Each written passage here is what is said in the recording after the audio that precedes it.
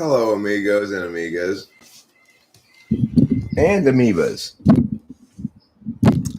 I want to welcome you to the only internet television show that features me. Good afternoon, Lauren Cuthbert. So you probably want to know about me and LiJo's sordid affair. Okay, I'm going to fill you in on the details.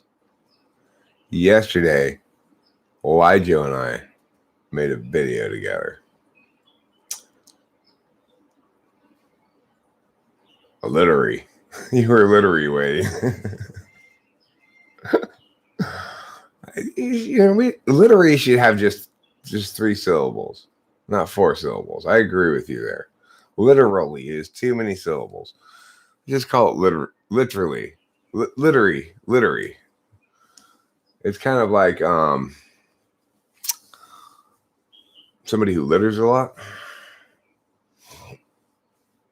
Good morning. My premiere tonight. Yeah, I'm excited to see it. No, I'm not going to dress up in coattails and stuff. Hi, Ron Allen Salon. But I will tell you, it's a damn good video. She and I back and forth very effectively together. What do I think about Marty Glenn and also about his death threat?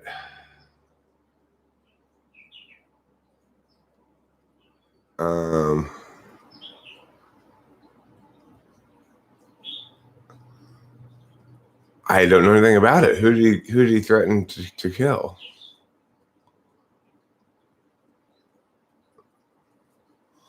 I'm curious about it. That's a very interesting thing you said, Colin Bowles. He threatened to kill me? Well, I'm assuming it's an idle threat.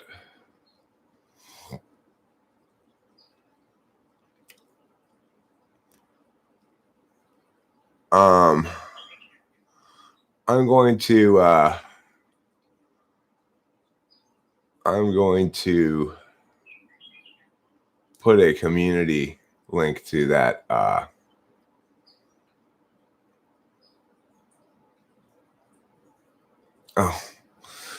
mean, I think that was figurative. I don't think he literally meant to do that or threatened to do that. I'm not one to jump down the throat of everybody who says something crazy. You know, it's like, I get that we speak hyperbolically a lot, and yeah, he does seem pretty insane. But I mean,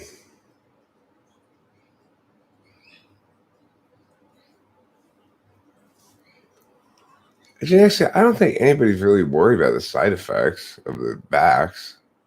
I'm not, I'm quite confident the vax was fine, works fine. That's not a reason to take it.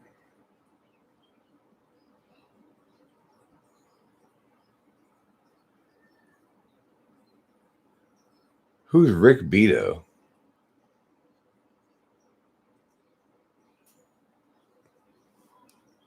Did I call you a fake INFP?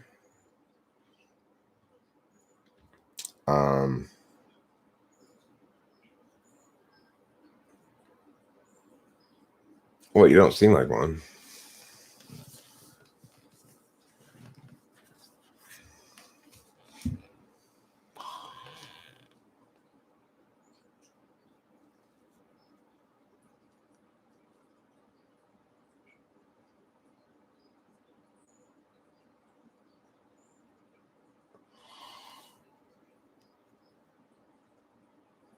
Well, the Panther, I will tell you what's up with the title of this video. Yesterday, LiJo and I had a very sordid affair, which is to say, we made a video together, and I think it came out great.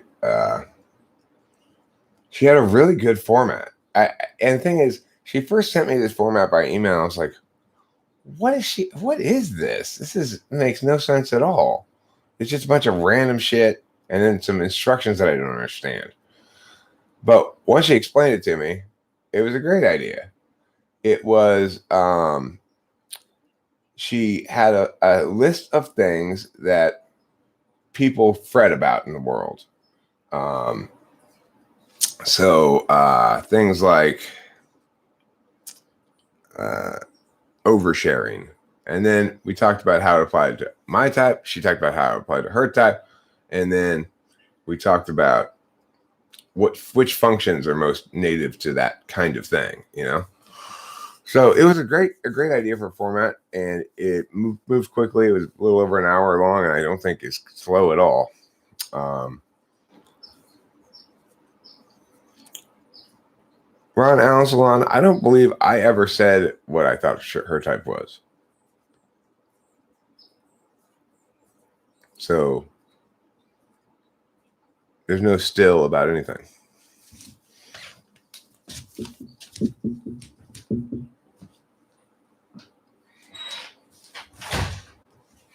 Now look, here's the deal. Okay, here's the deal about that. And it's a good question. My answer to that is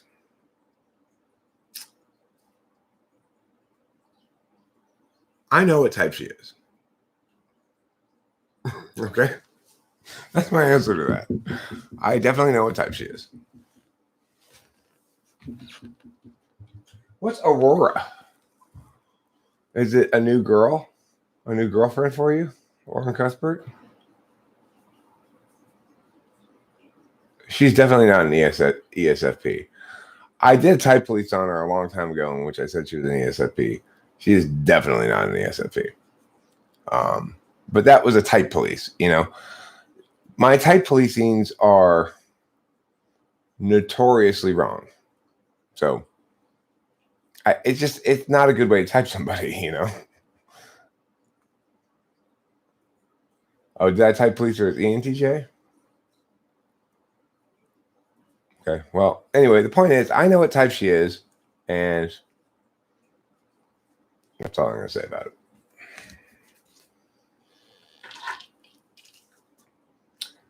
Take you home where you belong.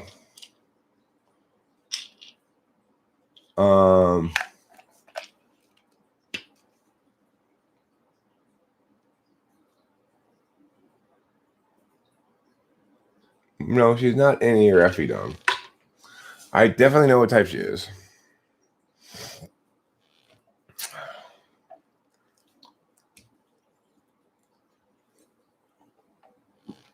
I didn't say that, Grogu. I didn't say that, though. You said that. Just to be clear. Okay.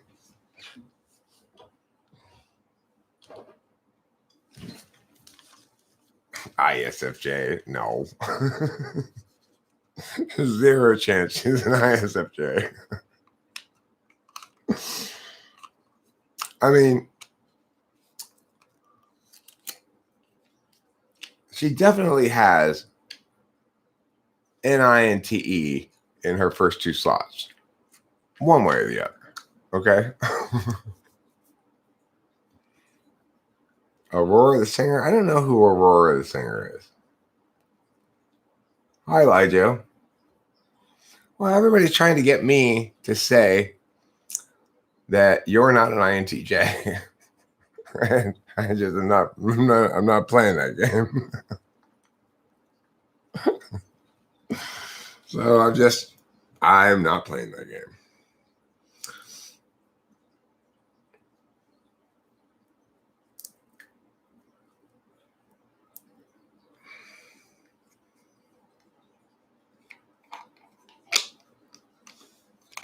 Like I said, I know what type she is. That's all there is to say about it.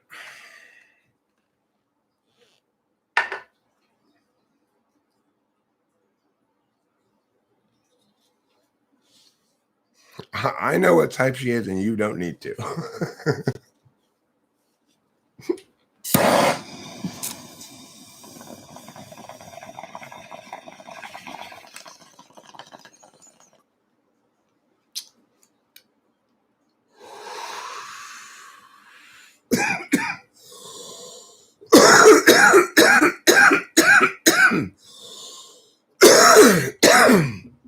What will be the weirdest types together? I mean, I think your conflictor type is probably going to be a weird couple. Well, I choose INTJ.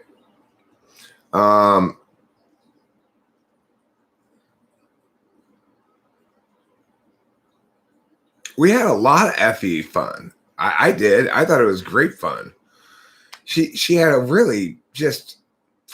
I have to say, I can't remember the last time I've been so wrong about someone else's idea. She sent me this document. I was like, "What is this? How are you gonna make a video out of this? It's just gonna be a sloppy mess." Because I didn't get her first couple of instructions. Once she explained it to me, it was fantastic. It was perfect. It was a perfect format.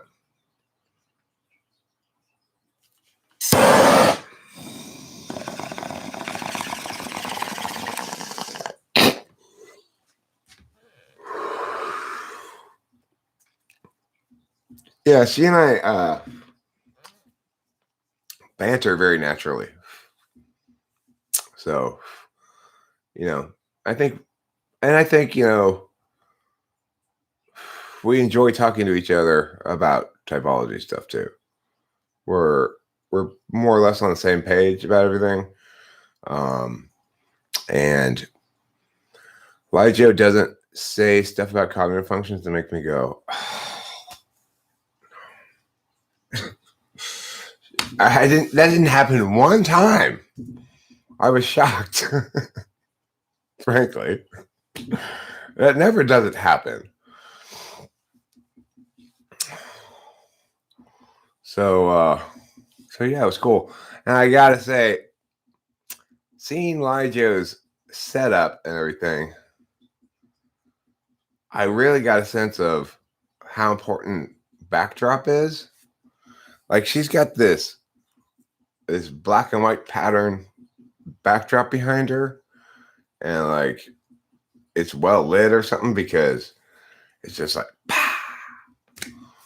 really bright and in front of your face. And those are your sound absorption panels. Oh, I thought it was some sort of design, like a wall art or something. But yeah, I should care too. The thing is, I could put up about one video a week, and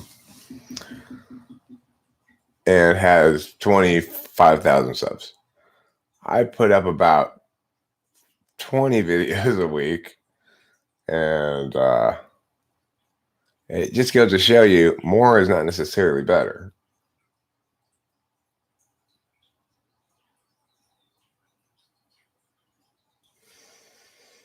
Well, one of my very favorite parts of that conversation was this story LiJo told about water being stuck on top of a tarp and how to get it off. And I found it extremely revelatory about how NE is not TI. I mean, not TE. NE is not TE. Even though she and I came up with the same solution, my solution was one of a couple possibilities, and I didn't know why it was a better solution than the other ones. It was just something that came to mind as a way to get the water down. And then when she explained sort of offhandedly, well, because of course you've got to get the water oil. Oh, that's why that's the better way to do it.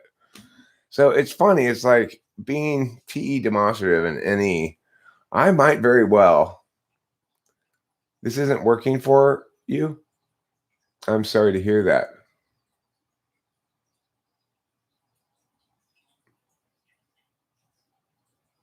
I'm not sure what's not working for you.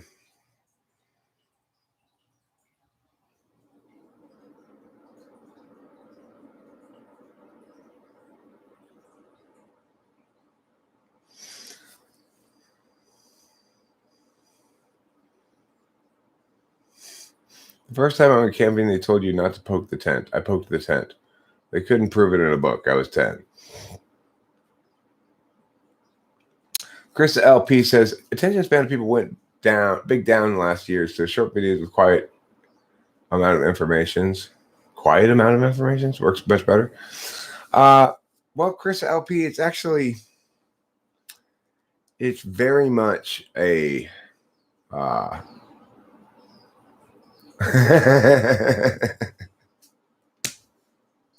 excellent joke, Rain. Excellent callback. The thing is, Chris LP, I have a lot of videos of varying lengths. I put up very short videos, like a video just the other day that said Tomcat trouble waits in vain. It was 60 seconds long.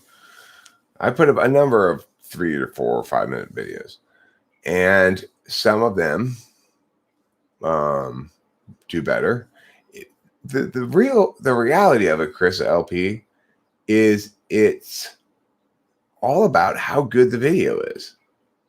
If the video is super good, people will watch it. It'll keep their attention and keep them watching for, it's like as long as a feature-length film even.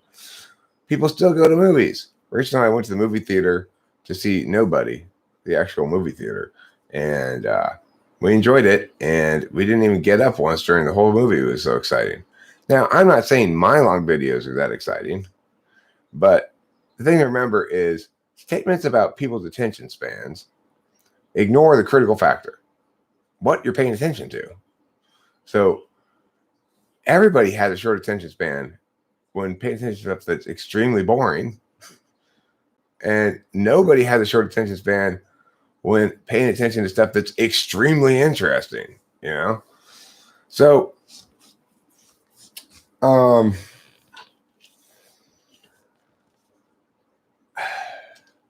thing is, I've tried it always. I've tried carefully editing videos. I've tried short videos. I've tried long videos. I've tried live streams. I've done everything. The problem is that there's an inherent pushback against that by viewers. People don't want you to do everything. They want you to do one thing. And it's not the case that making all short videos is the one thing that would have been for me to do. It is the case that one of the things that I do, if I did just that, would probably be better. If I did it less frequently, would probably be more successful.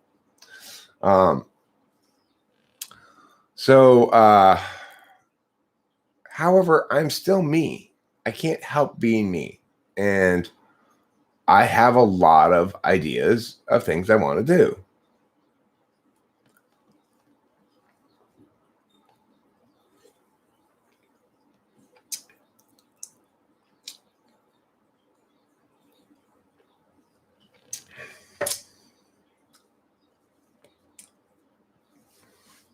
What do you mean they're pop-ups? You mean I don't schedule them? Yeah, I can't schedule things. It just doesn't work. I mean, I could schedule videos that I upload. I can't schedule live streams because I have no idea whether I'm going to feel like live streaming when I schedule it to happen. I live stream when I feel like live streaming, not anything else.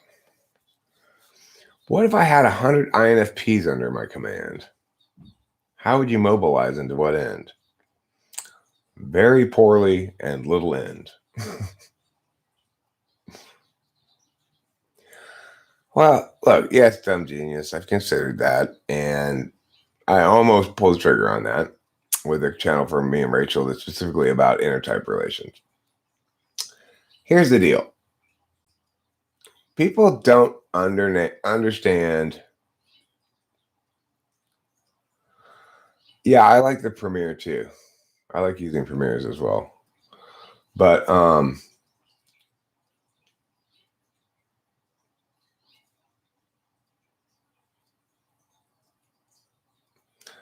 Chris LP, I mean, this is your frame of reference.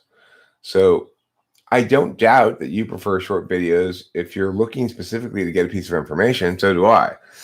Like, if I'm trying to figure out how to, um,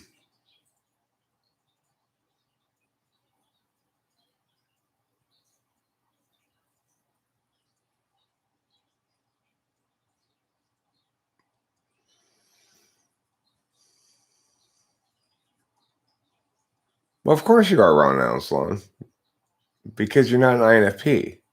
Your SE isn't working. That's frustrating to you.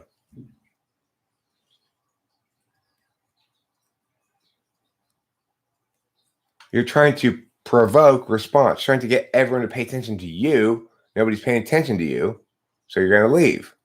That's not INFP behavior. That's ESFP behavior.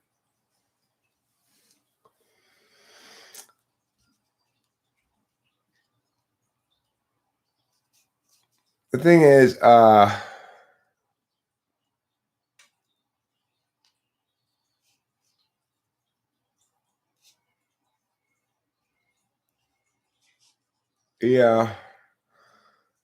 I don't know. I've heard so many pieces of advice from so many people about what I should do differently or whatever. But the problem with the second channel is people really don't understand the amount of work that goes into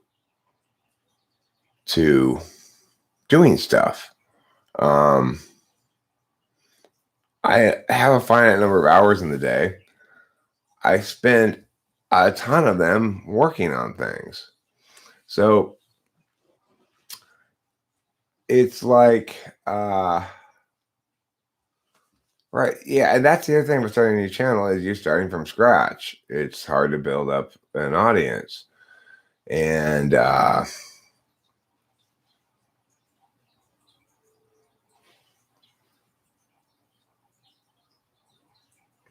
mean, the thing is, there's only so much shit I can balance. I've already got so many things on my plate, you know? I am going to have to start a new channel when I launch the presidential campaign. That's going to be my second channel, and that's going to be just presidential stuff. But I'm not going to try to. I've already once tried to split off my music onto a music channel, and I realized very quickly this is dumb. My music gets a lot more views on my channel, so it's hard to get monetized and get. It's like I've gone through. When you've invested a bunch of time into something, then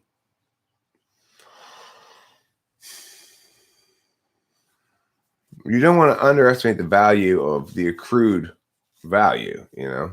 What would you do as president? Well, as I've explained before,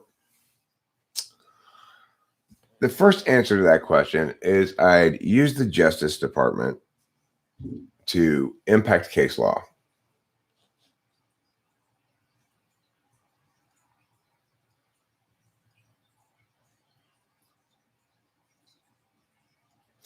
Well, Stan, that's the thing. You say if you took it seriously, you'd be fine. I don't not take things seriously.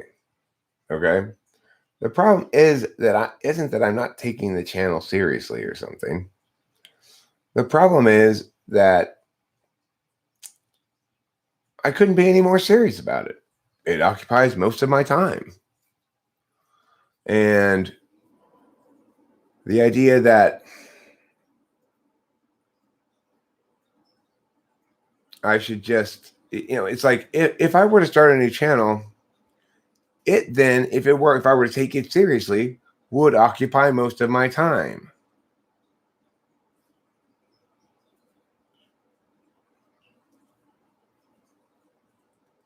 Right. I was Winston's mom. I've got a lot of value built in to this channel and the amount of videos I have and stuff. There is a substantial amount of sort of gathering and potential and stored up energy.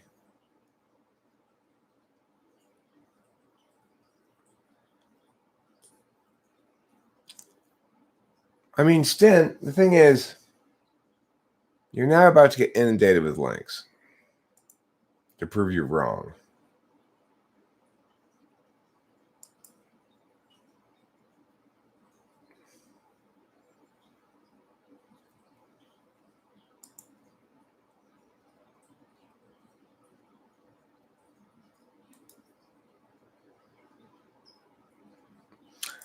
So 4 days ago, Stan, I put up this video, which was a lot of work. A lot of work.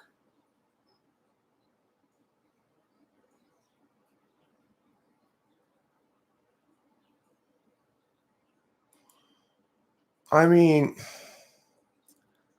you might say that my work ultimately failed,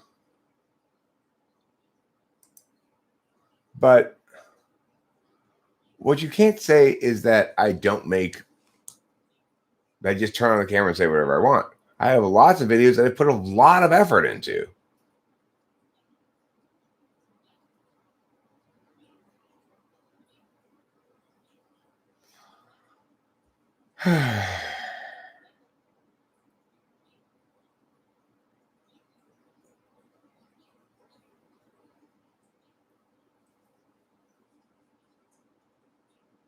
I mean, I enjoy a lot of topics. I talk about anything, really.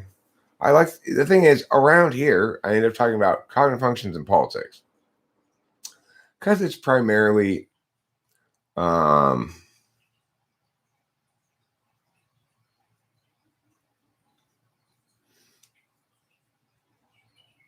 it's primarily, people here are primarily intuitives. I also really like talking about sports, but people don't usually like to talk about sports around here, so I don't talk about them very much. I'm interested in just about anything. If in fact, didn't you already say goodbye?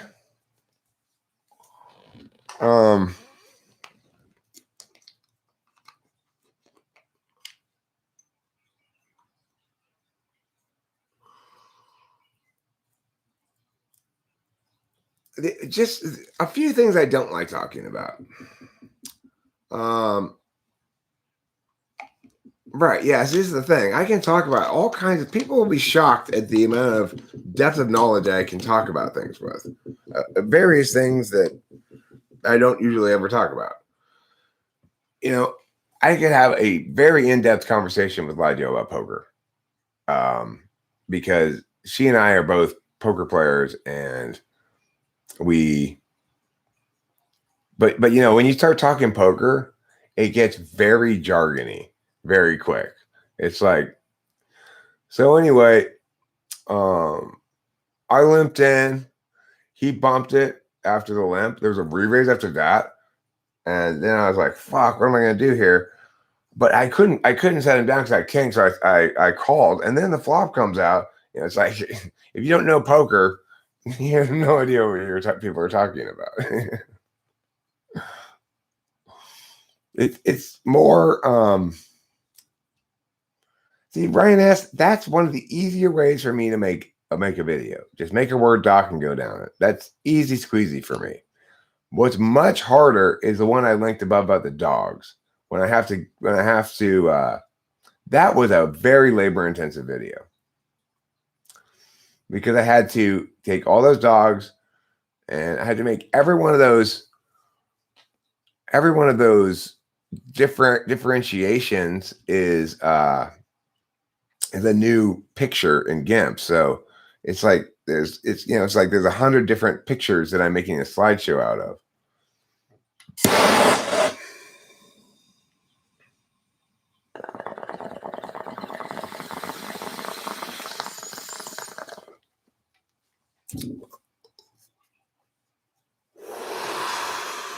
How can live viewers be more interactive than this?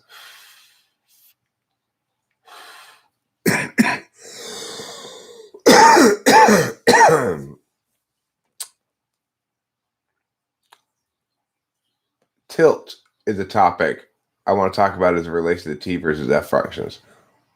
Oh, right. In poker. Yeah, I don't really go on tilt. I've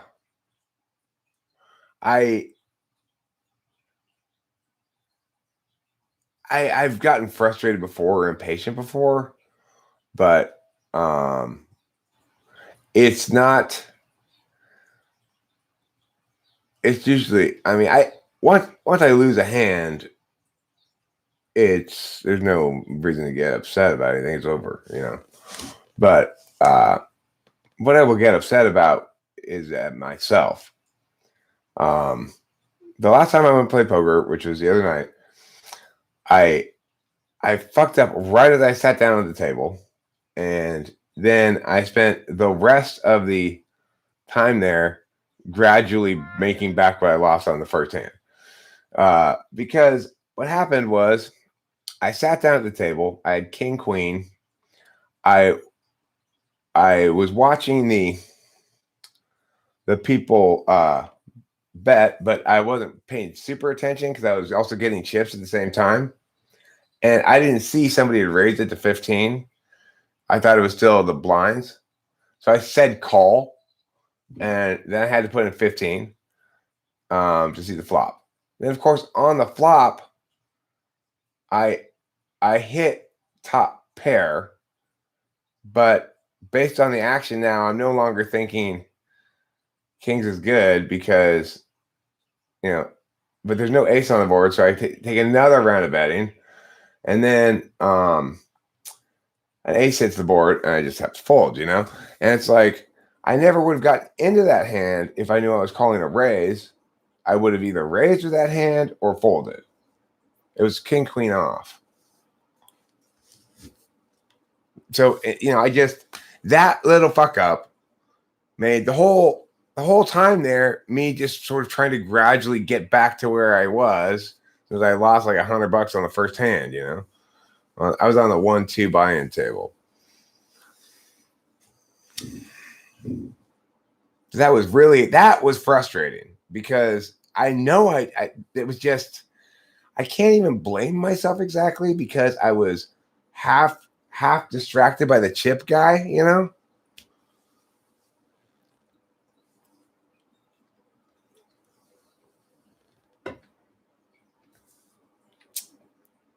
Yes, Jen, I love you too.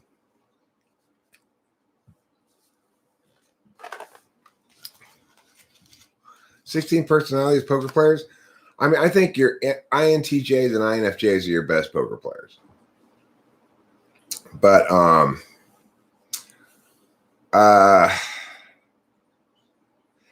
it depends what you mean by being a good poker player too.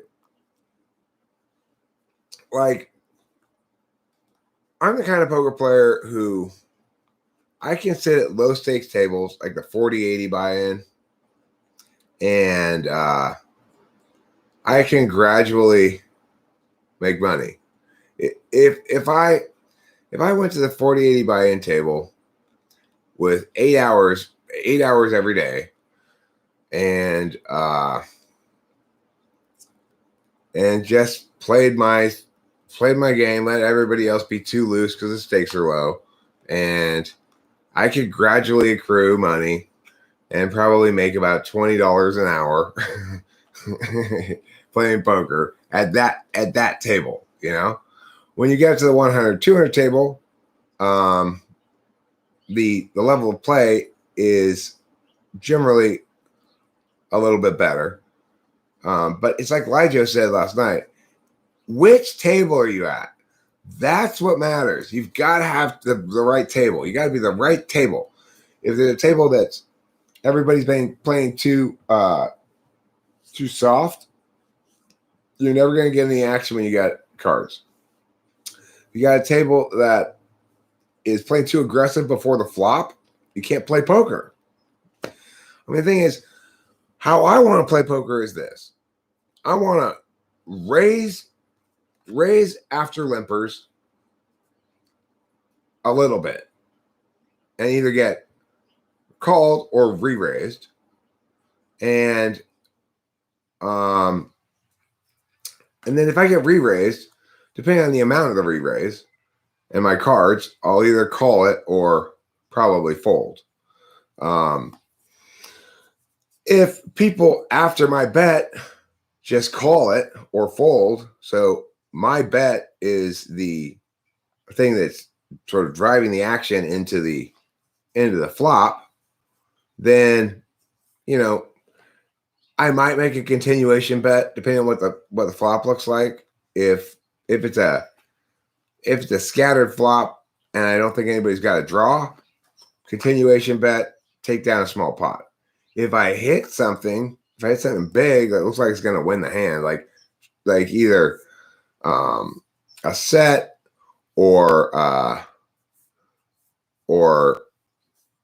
straight or a flush or something, then I'll try to milk as much money into the pot as possible. But if I'm on a draw, then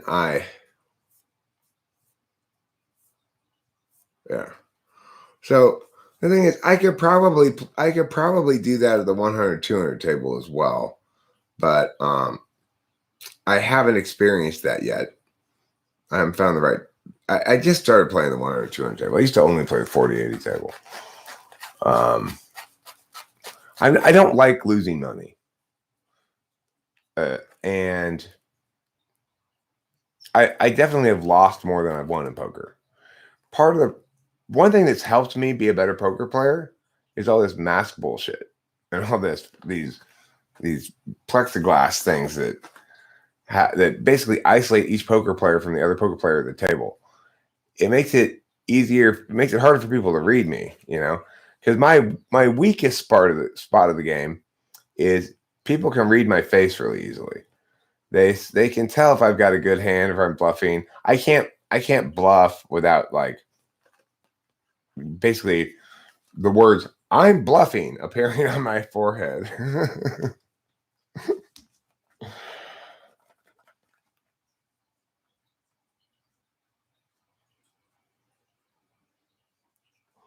So, but with a mask and sunglasses and a hat, all of a sudden you're a lot more difficult to read. I played one night at a table where I had an ace something and an ace hit the board, and I bet it, but as soon as I bet, everybody folded, and somebody at the table actually said, "Oh my God, you're so easy to read."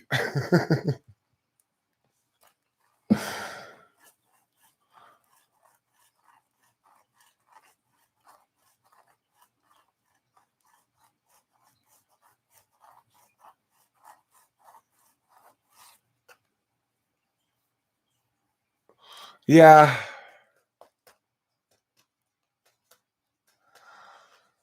Yeah.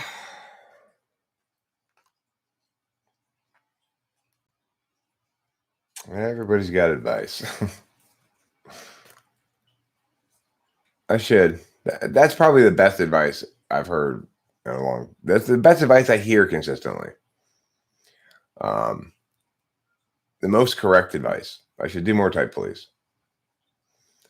However, I will say this, that another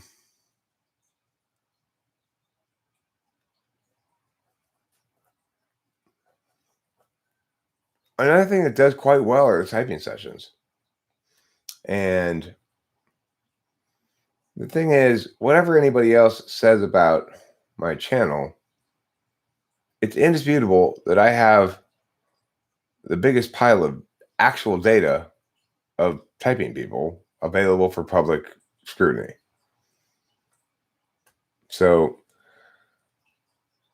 I mean, that's a pretty strong legitimizer.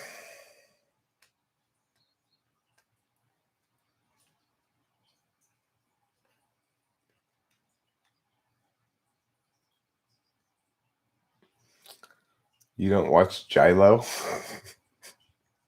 Take that, Jilo. She doesn't watch you.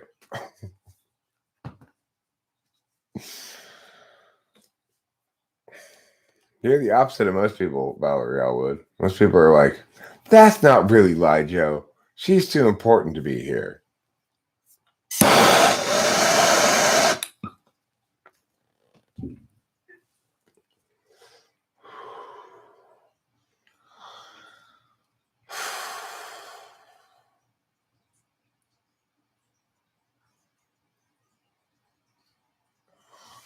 Yeah,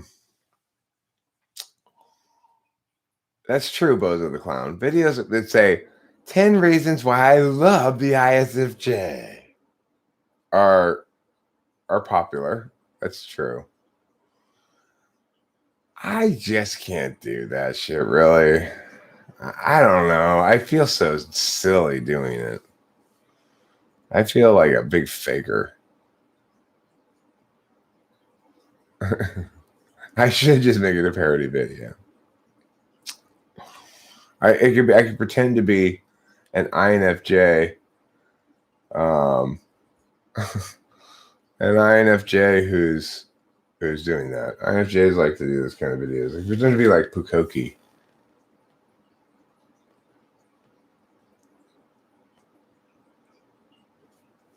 But INFPs have something I don't, something magical.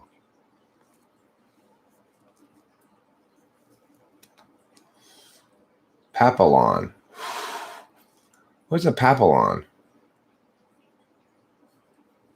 I'll have to Google it, I guess.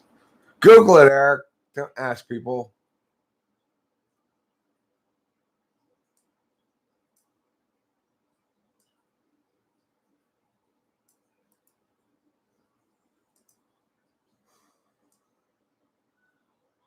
I mean, the thing is, one thing I could do, it's a butterfly. It's French for butterfly. Huh. I have no idea why the word papillon showed up in your sentence. Yes, when your French butterfly decides to show up?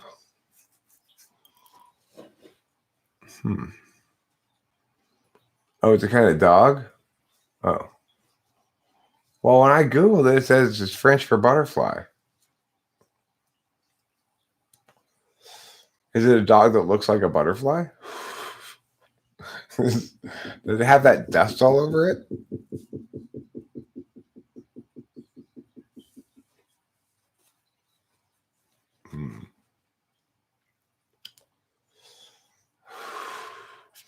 I wonder why butterflies are called butterflies. Do they actually like butter?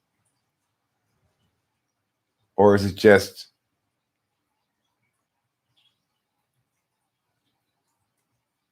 because they're more buttery metaphorically than regular flies?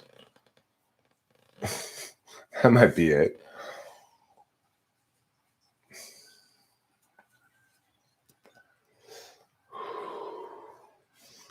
Right. You would think, well, but I mean, I would assume a butterfly could land lightly on a churn of butter and daintily sip from it. But maybe they just eat pollen. I don't know. Have you ever had buttermilk? Who here has ever had a glass of buttermilk? Anyone? Anyone? Anyone? Oh, what was her name? Amber. Amber Bobamber.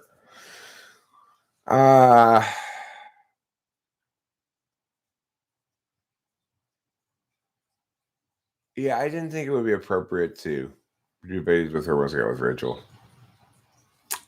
I did kind of flirt with her.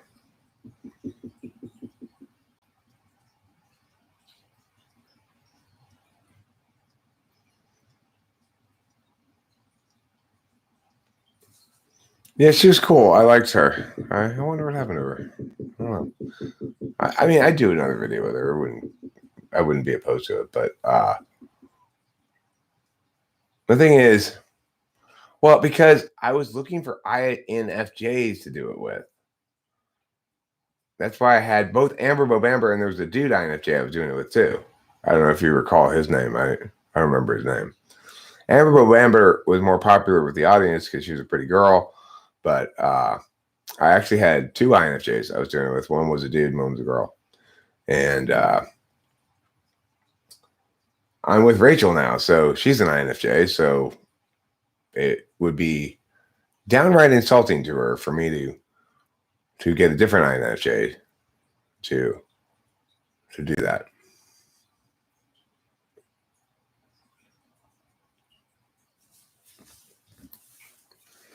Kimberly was an ISFJ, so she couldn't do it. You know, I couldn't do it with Kimberly. She was unwilling, uninterested, and incapable of participating in that fashion.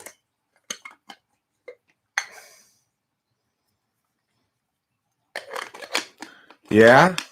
Did you go get on that shit? You hit that shit, Stan?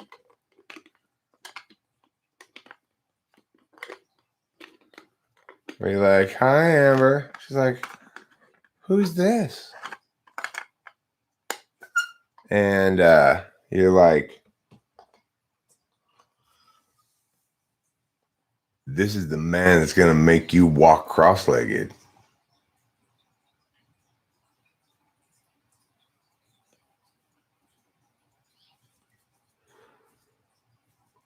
That's a way to pick up on chicks. Hi, I'm Julie. Hi, I'm the man that's going to make you walk cross-legged.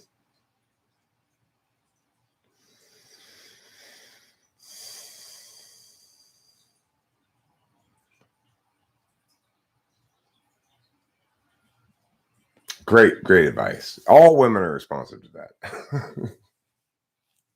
They love being objectified. If there's one thing I've learned about women, it's that they like being treated like either animals or objects. Mm-hmm. Hey, sweetie, don't worry your pretty little head about that, okay? Leave the thinking to me.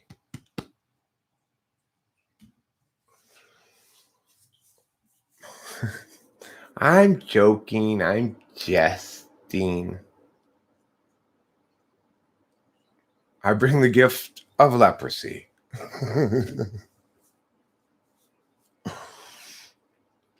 After we're done having sex. Ooh, did I forget to mention I have leprosy?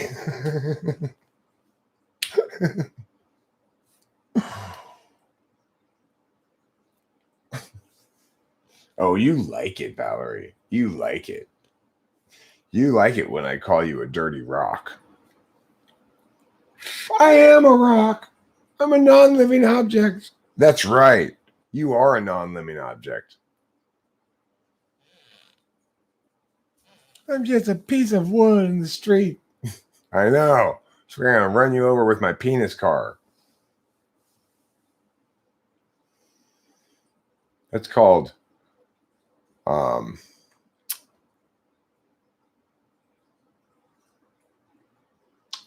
Human Sexuality 101. Oh, you're the moss on the rock, huh? Okay. Listen, we just need to remember that sex is pretending that the man has hunted you down and is killing you with his penis. That's basically what sex is.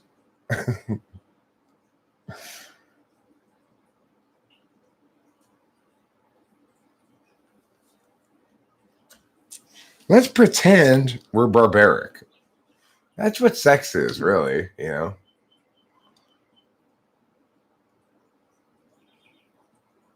It's like loving bullying.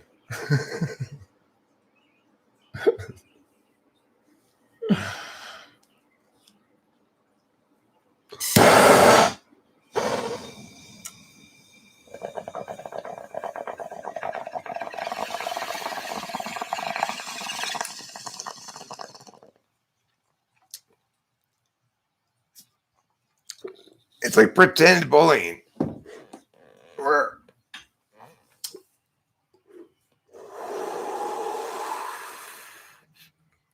Where nobody's actually getting bullied, you know? Whatever floats my boat, I'll tell you what floats my boat: buoyancy. If it weren't for buoyancy, my boat would sink. You watch Animals Made a lot? Well, you know, back in the olden days, how do you think kids learned about the birds and the bees? They actually learned about the bulls and the cows, probably. Because birds and bees, why do we use that? Learn about the birds and the bees for sex. Because birds and bees don't have sex that looks like our kind of sex, really. Like bees, especially. If you want to learn about the bulls and the cows, that makes sense, right? As a metaphor. Or I had to teach him about the hogs and the sows. Okay, that makes sense. What's the birds and the bees? That doesn't make any sense, right? It's weird. FB equals minus PGV. Would you like to translate that for us? Oh, are birds and bees analogs for sperm and eggs? Well, the bees could be analogs for sperm. Okay, that would make sense because they go around and they sort of help flowers sperm each other. Oh, that's the equation for buoyancy? Oh. What's the F stand for? Floatiness? The B is for boat. The floatiness of the boat equals the negation of people on board times the gallons of gasoline on vessel times the volume of the boat. No. P equals people on the boat. G equals gallons of stuff on the boat. And V equals the volume of the boat. And F equals floatiness and B equals boat. You guys are getting it all wrong. Rain? No. Getting it all wrong. Why would they put FB if its buoyant force should be BF? So obviously it means floatiness of the boat. Don't bees die after they sting? Yes, because when they sting, their stinger gets pulled out of their butt.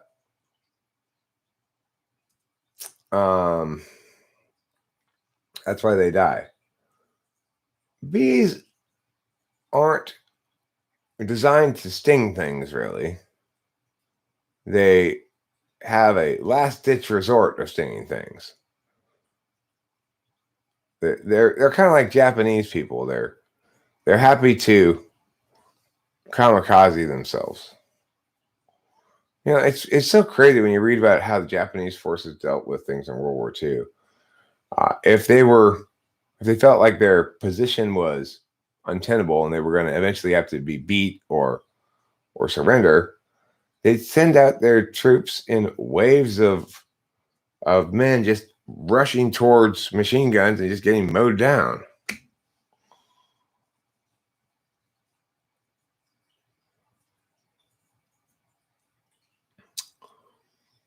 Fluid density. How is fluid density different than viscosity? Anybody know the answer to that? How is fluid density different than viscosity?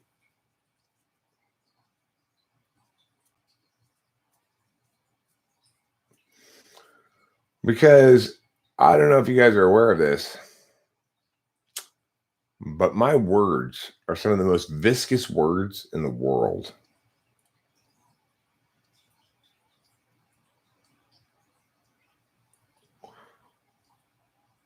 I like Eric W's toe right now.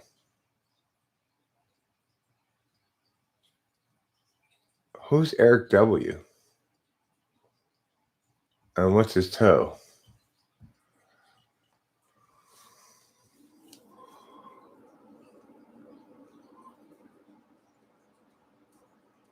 Viscosity is surface tension, density is weight. Okay. Cool. It's getting a little sciencey around here for me, but density is the measure of space between the substance. Okay, that makes sense. Things that have smaller spaces between their atomic structures would be more dense. That makes sense.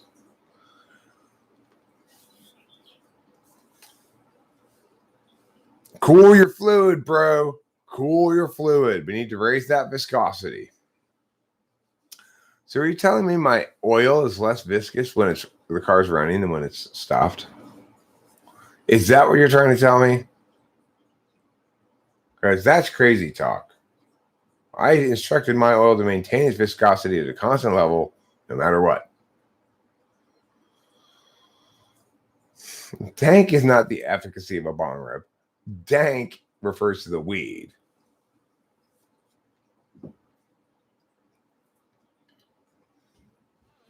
The dankness of a weed is also, I would say, not just its powerfulness, but also its stickiness.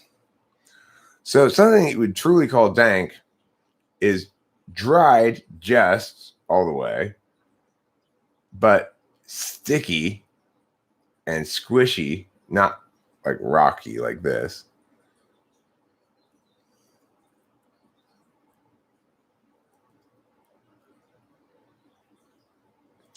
Well, yeah, you could call a person dank or something they do dank.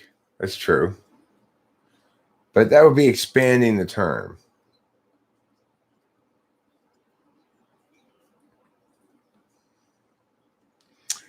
I mean, you could go back to the original dank and use it only to refer to dark, wet places. But you know what? Let's smash that original use and let's be increasingly no cap about the current uses. Does that make me slang appropriate? Dank is the nickname of that girl in high school who was cooler than you. I mean, dank refers to her vagina, I think, actually.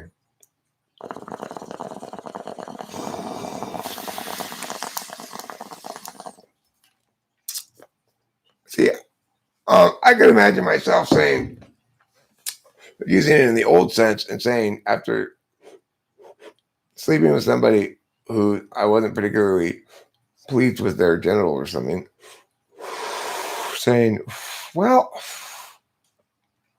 her vaginal area was a bit dank. That wouldn't really be a positive way of saying something.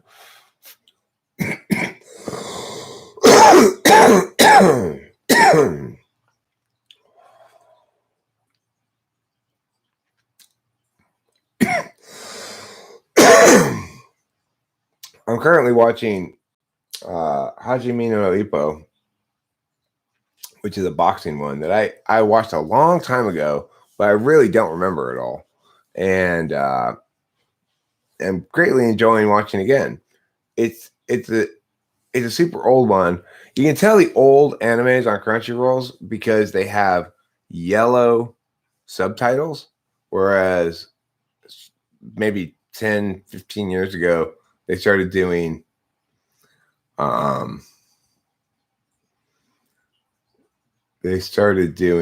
white subtitles. Ways to unknowingly introduce someone to personality types. Unknowingly? I mean, the thing is, in other words, you're trying to trick somebody into getting into personality types. In other words, what's the gateway drug? I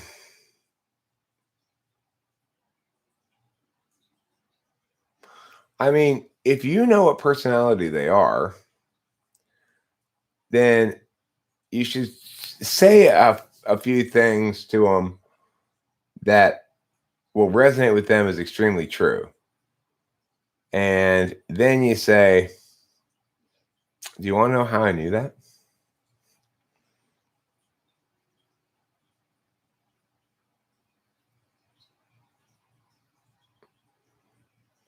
You might get stankin' drunk if the honey with the money left you for Hank.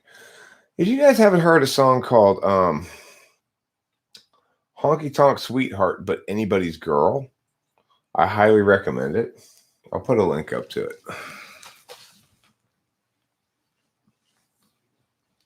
She's a honky tonk sweetheart, but anybody's girl.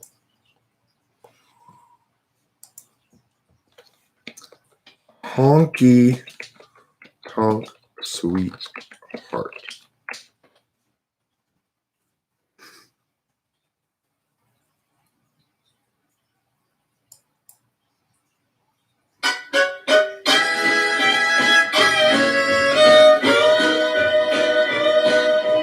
Honky tonk sweetheart, you're always alone.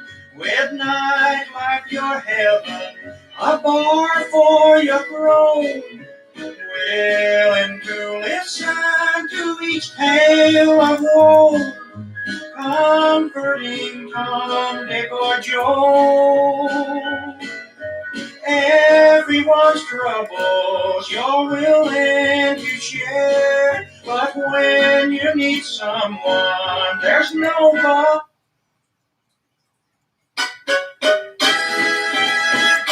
Or just a girl men forget.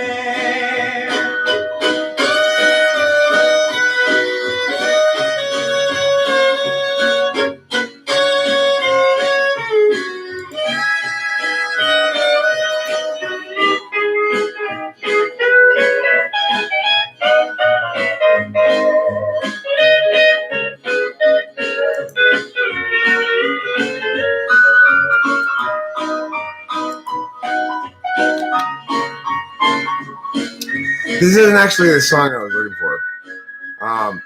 It's funny. It's got like basically the same story in it, though.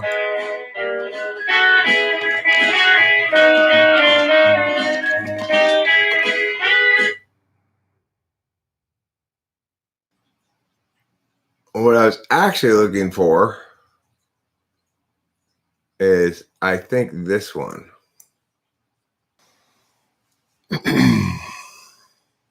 The first one I put was Kenny Roberts' Honky Tonk Sweetheart, which is what I thought was the song I was looking for, but it's actually the second one that I was looking for. Which reminds me a little bit of yesterday in the car with Rachel when I was looking for Headhunter. No, Watermelon Man. I was looking for a specific Herbie Hancock song, and I put on a different Herbie Hancock song. And I was like, oh, this is a good song. I like this song. And then about halfway into it, I was like, okay, well, actually, though, that wasn't the song I was looking for. So the same thing happened to me yesterday. Isn't that interesting? Gen Xio, you need a little bit more robust NI. Okay. Ever heard of a song Butt Ahead by D4? No, I have not. I'd be interested in listening to it. I'm going to have to mute here because that I'm sure is copyright. But Butt Ahead by D4. Okay.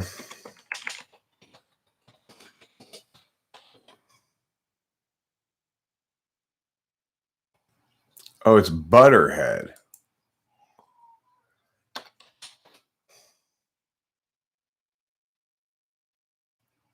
Oh, it is Butt Ahead.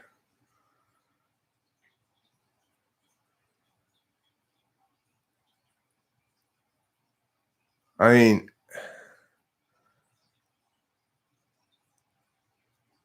D4L. Okay. Let me listen to it. I'm curious, very curious here. No, Butterhead, not Buckethead. Very, very curious to hear this thing, Bozo.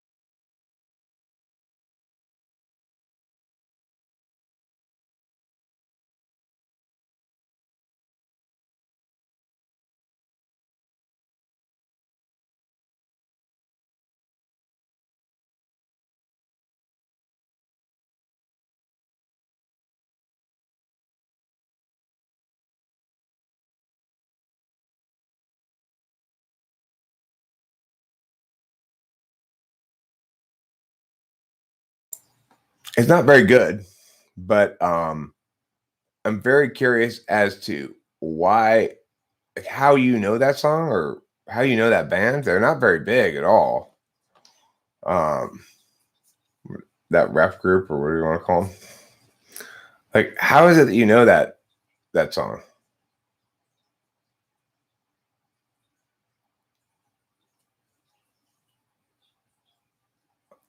That Butt Ahead by D4. How do you know that? Your dad liked that song?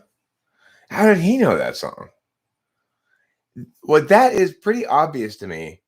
That rap group D4 or D4L or whatever is they have bad instincts about beat production and actually bad production, which doesn't help. Their rapping is very unremarkable, and it's like nothing about it is not derivative. You know, it's entirely derivative. But the thing is, it's such an obscure, entirely derivative thing. It seems such a strange thing for somebody to know or be into.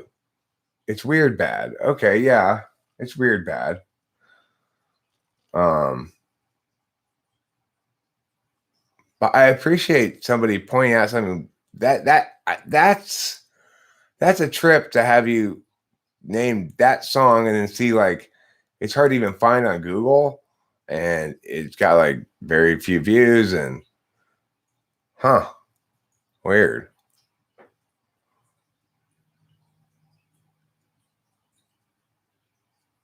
You know, I was listening to this thing called My Mix last night in the car, which is YouTube playing basically a mix of all the songs I listen to or the songs that I like best. The algorithm is really, really smart. I gotta tell you that the YouTube is incredible. The way it understands what people like, what they want to hear, and stuff like that, and what they really like. You know, it's impressive. It's impressive the suggested music that YouTube gives me, which the YouTube algorithm doesn't have a problem with the fact that I both like old country western stuff like that song we just listened to, and the newest, coolest shit that's good. And it doesn't have a problem with that. It recommends both to me. And in my mix, it like the mix it played me was included stuff from my playlists, but was better than any of my playlists because it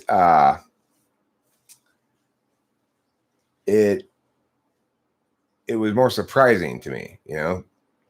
even though it didn't actually play anything that I hadn't heard before in this particular mixer. I didn't get to one that I hadn't heard before. If you want to know what my new, like, I've got 2 new favorite songs, basically. As I discover new music all the time, I have temporary favorites, you know. My 2 new temporary favorites are, I will link them here. First, I got to put this one. This is the fucking shit. You may have already heard it's got 116 million views, but this song kicks so much ass. I don't know what to do with myself. I just love this song. The video is amazing. And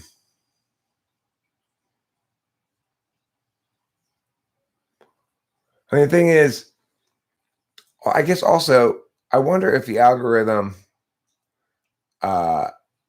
is individuated at all. So in other words, like, is it better for me because I've spent so much time on YouTube than it would be for somebody who just got here?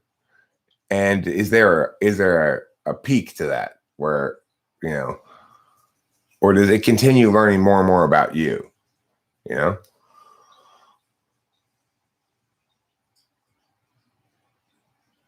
So I very, very strongly recommend this Soyo song. It's fantastic. And just as equally strongly recommend this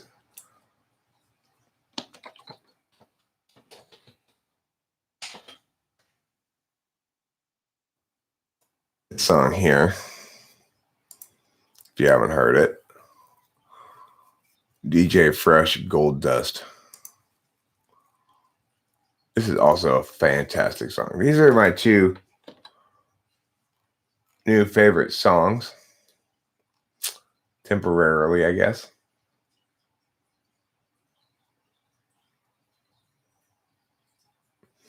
And then I also want to show this video. The song is not that great, but this video is one of the funnest videos to watch. Music videos to watch I've ever seen. This video is called "Work" by Trampsta. The video is great. It's unbelievable. You know, it's like I really wish that you could do things that are natural on YouTube, like watch these things that we're talking about and then talk about them. You know, it's a shame that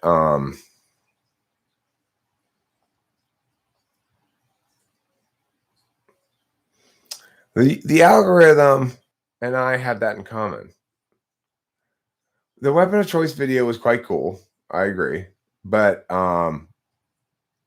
cool's the bar for cool is way higher than that now. I've seen some great videos. There are two of the 3 videos of the songs I linked there. Well, actually, all those 3 videos are great, but the first and the third one are standout great. The second one is just kind of pleasant, you know.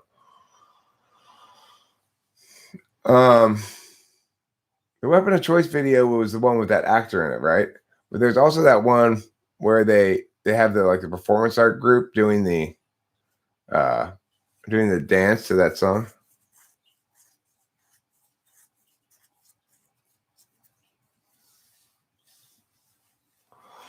Well, I mean, if it's what the understanding of Eric would link to SI. In other words, how much memory does it direct to me personally versus how much does it just render me as an example of a set of things that it deals with uniformly? Was that John Voight who was in that video? Okay, yeah. Maybe it was John Voight. I think it was.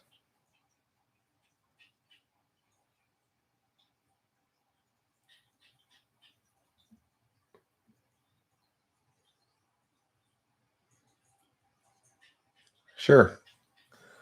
I'm open to discussion of my Enneagram. Just be aware, I don't believe in this thing called counterphobic 6. I think that's complete bullshit. 8's 8. If it looks like 8, smells like 8, quacks like 8, it's 8. It's not counterphobic 6.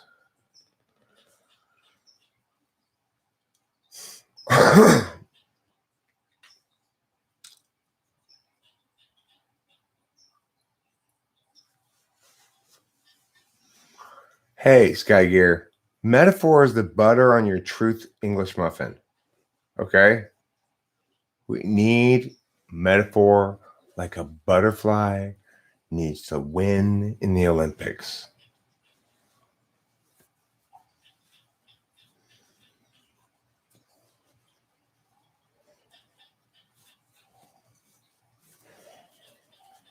Yeah, so what Enneagram type do you think I am, Sean?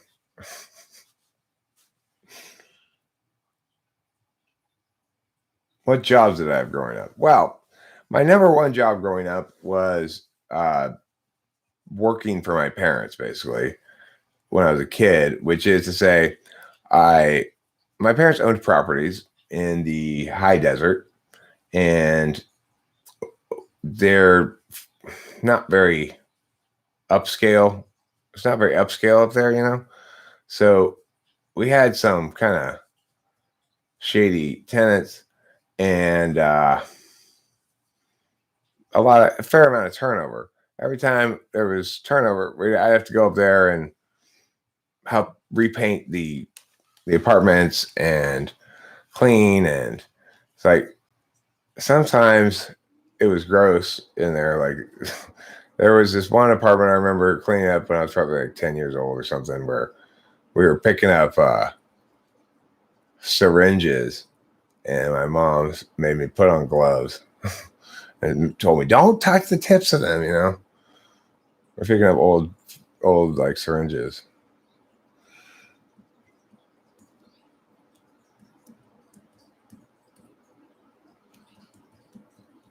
Oh, well, the thing is, Sean, 8, 9, and 1 are about how you deal with anger or conflict.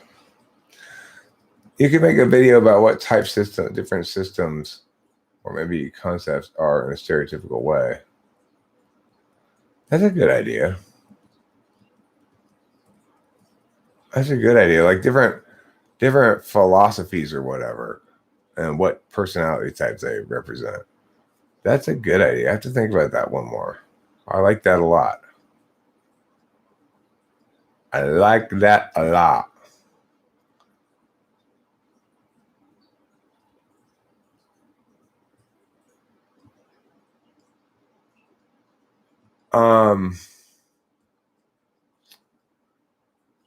I don't think you understand the scope of 891. 891 is about how you respond to anger, whether you push back, whether you appease, or whether you withdraw.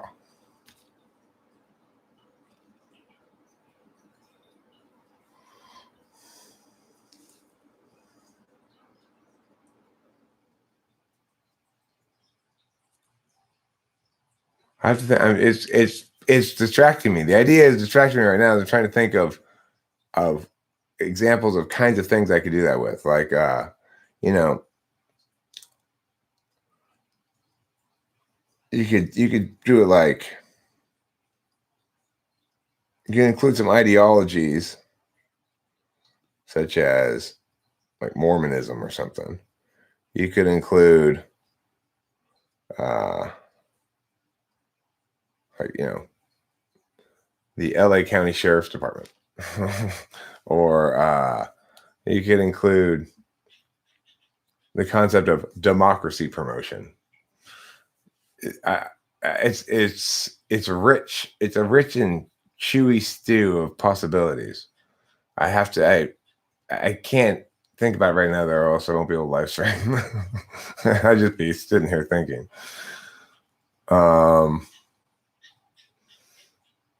INTPs are represented by the "it is better for the world to burn than for me to get up and use a fire extinguisher." Kind of. You know what? I will tell you the two most quotable things.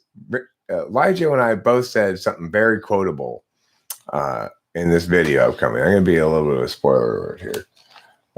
But she said something, it was one of the greatest turns of phrase I've heard in a long time.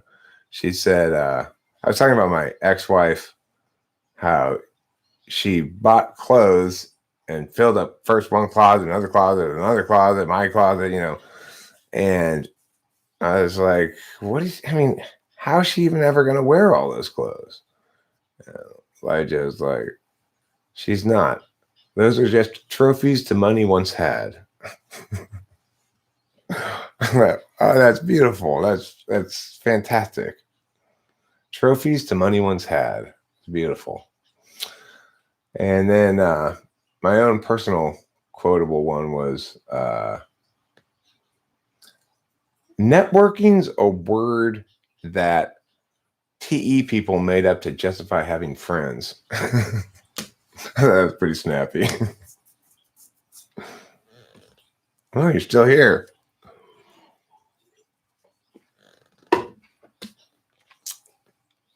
That's the thing is, when I think about various ideas and stuff, I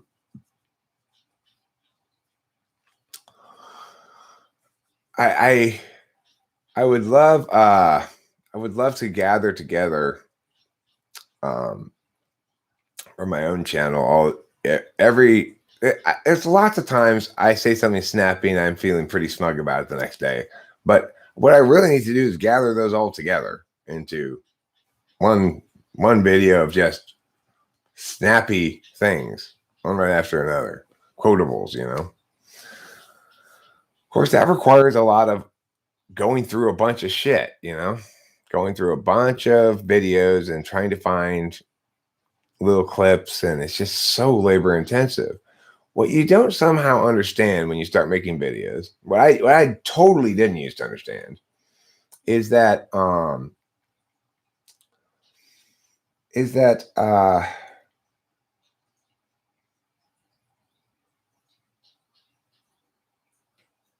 like recording stuff that happens to have a record of it is pointless, because it takes, even you could watch it double time, but it's like you lived it once and now you're using your life to rewatch something. You know, it's like the nature of videos is such, you cannot work with them like that without dealing with processing through a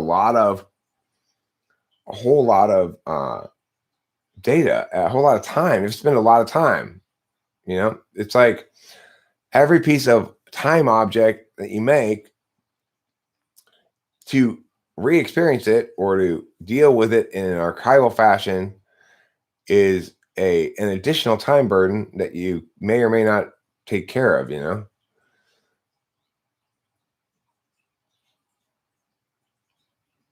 Sass and snap. Yeah, well, I have Chappy Tracks. Chappy Tracks is I can't really afford to hire a guy, and I mean, but that's what needs to happen, really, is I need to hire somebody to have to be somebody like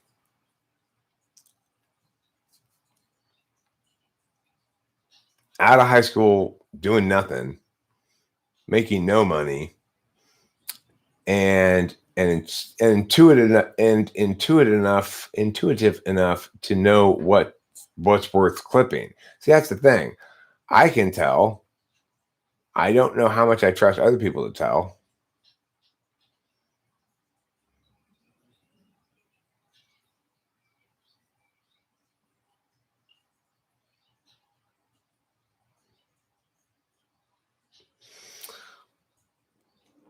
Yes, this Shasta twist is a particularly fussy ISFP, who normally are pretty stoic, but particularly fussy one, because he didn't want to be opened.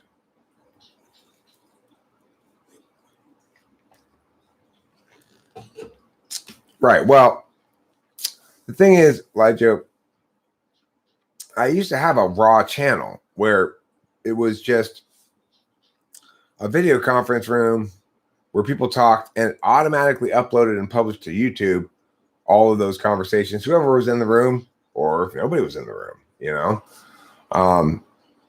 Now, that kind of data gathering I felt was worthwhile, because it's got a very long-term payoff. But there comes a point when all these young 20-something people grow up older and have a family and stuff, and then their kids, and then all of a sudden it's an SI resource for them. And so it's like, it may not mean anything to me, but they can relive the conversations they had in their 20s if they want or something, right? Their kids can be shown how their parents were when they were in their 20s. Things like that might be very interesting to some people. And so even though it wasn't it was never intended to be something that was going to have a large audience. It was intended to be something that archived shit that would be useful to people that they didn't think they'd ever want to find useful. Like, you'll thank me 20 years from now that we recorded these conversations, because you'll want to look back at them maybe. Now, if you don't care about SI, you probably won't want to look back at them. But if you do care about SI, you probably will.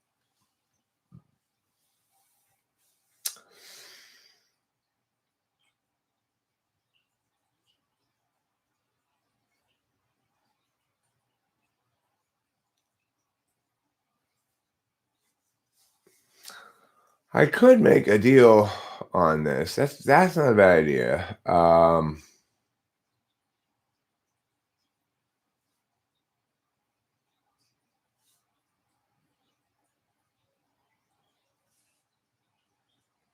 mean, the thing is,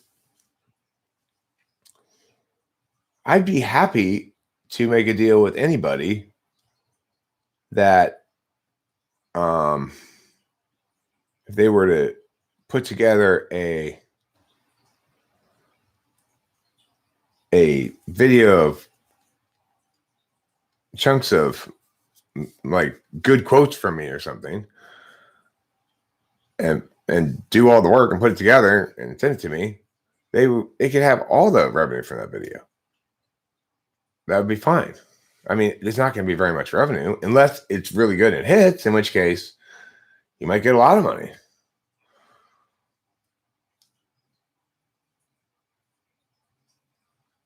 But, it's like, the advantages to me would be to help the channel, not to make money off that video. So if somebody wants to make one of those videos, in fact, I should probably make a video and upload it and say this.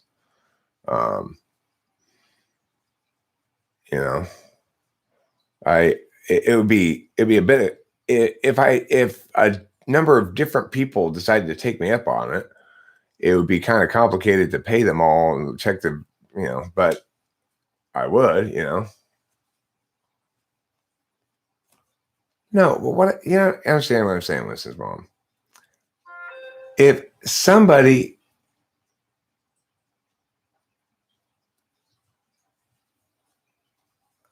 well, see, that's the thing about spec. That's what I'm talking about. That's how I would like this to be done. I'd like there to be somebody out there who says, you know what? With this material, I can make something so awesome that it's going to go viral, and I'll get all the money from that viral video. That's why I want somebody to take a chance on doing it, because they believe themselves to be a visionary who's going to accomplish something great and profit entirely from it. I will incur massive more long-term profits than the money from that video, right? It's going to help my channel way more, help my profile way more than the money from that one video is going to. You have to remember, when I have 6,000 plus videos, and I'm saying, if somebody wants to make such a video of me and send it to me, I'll publish it on my channel, and I will give that person all of the revenue from that video. I believe that there is shit tons of gold in them thar hills. And that if it were edited together properly by the right person, titled right, thumbnailed right and stuff, that one video might pop, might totally blow up. But if you're not willing to do all the work on the speculative chance that might happen, then I'm not interested. Because most likely what's going to happen is your video is going to make $5 this year. And that's what I'll send you.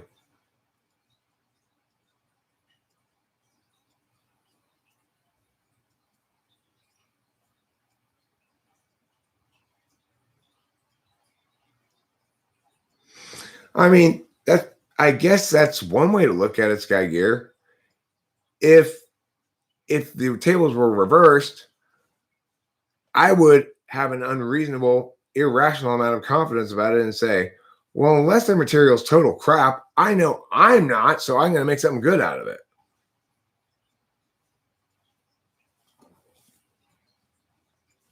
That'd be fine. I don't care.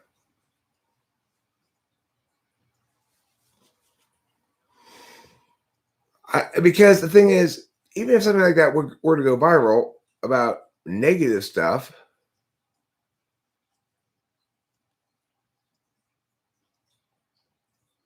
yeah, I mean, it's not. The thing is, the quantity of good stuff coming out of me is fairly high. So I would say the job would entail finding 3 or 4 very good live streams where I'm really on and trying to find like single sentence quotes or 2-sentence quotes that are really snappy and memorable from those, and then string them together. Maybe I'll just do it myself now that I've described it so well. The thing is, for those of you who are saying all this stuff, you're not the people I want to do this. Right? I want somebody who has an unreasonable, well, I mean, okay, look. Yeah, I agree viral is not a good word to use in that instance. What I should say is you could make a video that gets 100,000 views. That's certainly plausible. And then you might start making a little bit of money off that video. You know?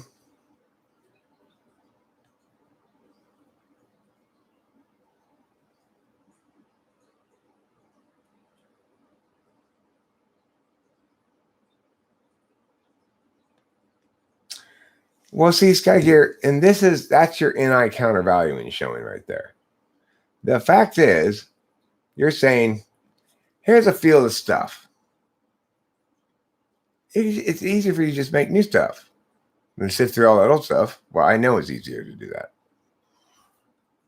You're ignoring the fact that somewhere in this field, there's giant diamonds or big pieces of gold. Most of the things there are dirt or sand or little pieces of gold. But there are a few big ones out there. If one were to accumulate them, the significant goodness of the ideas, the substantial, surprising new goodness of them is, as is the case when something really surprises and delights you because of its goodness, you're surprised and delighted by it. You're saying, well, Eric, you just make more surprising, delighting things. Well, I can, but that doesn't mean, and this is what it means to be NI ignoring. I keep having lots of good ideas, some of which I start and don't finish, some of which I follow through on, some of which I just sit by the side of the road. The thing is, which of the good ideas am I choosing to do things with? It's not the best of them. It's the one that I'm feeling in the moment to do. Unfortunately, what that means is, of all the good ideas that are left strewn by the side of the road, there may be a few truly genius ones that I just dismissed as another good idea, but am I ignoring, right?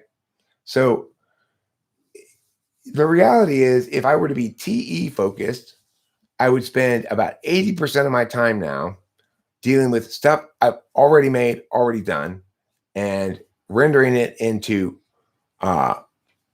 more consumer-friendly forms and stuff like that. I don't need any more new material. I have so much material nobody's ever seen or heard that I just never did anything with, or decided not to upload, or I don't know. I get distracted and forget about it. I start something new and then forget about the thing.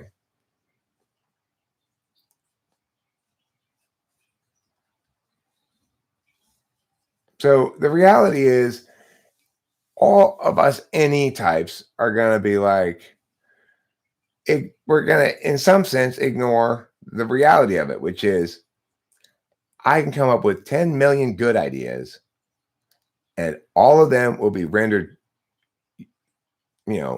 rendered into low grade poo by one truly brilliant idea. That's the NI thing, I've written 300 songs, more than that probably. That hasn't gotten me recognized broadly. But if I wrote one truly genius song and produced it in a truly genius way, and it was a hit, well, then that gets the attention, So you only need one hit to be a wonder, right?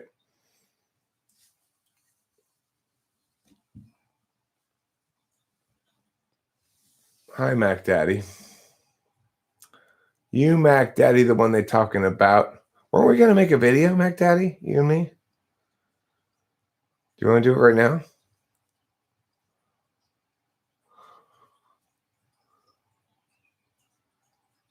No, not soon. Do you want to do it right now? Soon is for non-action types. Well, I hope you're undergoing surgery.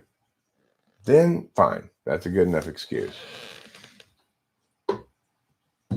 If you're not undergoing surgery, then whatever it is you're doing, stop it, drop it, and make a video with me. It can't be as important as that. I'm host Eric. Okay? I'm more important than whatever it is you're doing.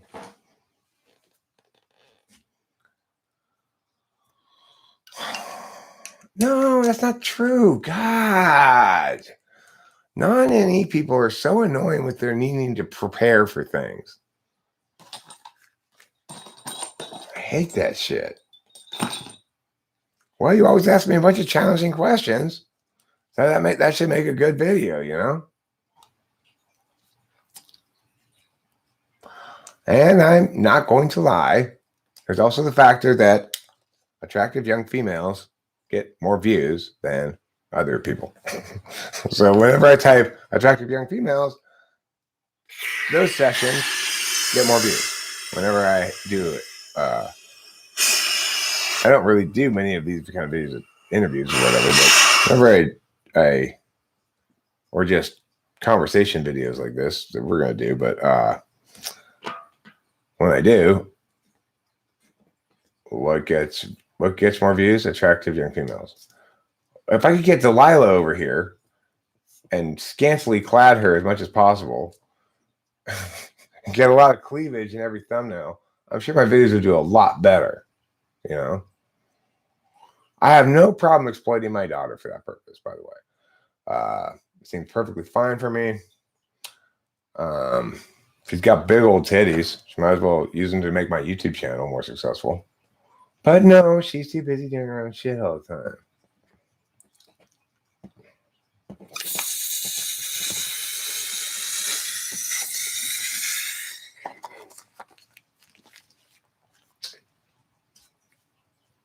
I mean, your planning was great. The thing I don't like about planning is it means I don't get to do it right now. And right now is my favorite time to do things. Except for your mom's face, that's the other favorite time to do things.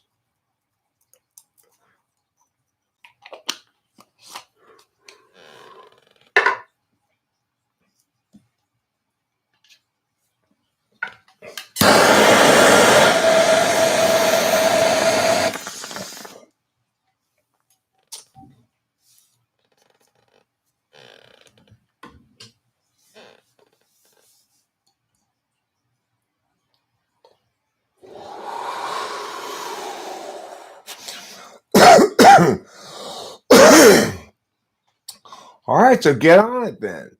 You're just fucking sitting there dragging your feet. Do your part of the job, and then we'll get it done. Stop being a layabout. Stop being a layabout INXP.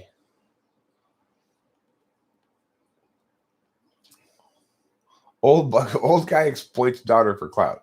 Yeah, I mean, it may not be flattering, but it's accurate. That's fine.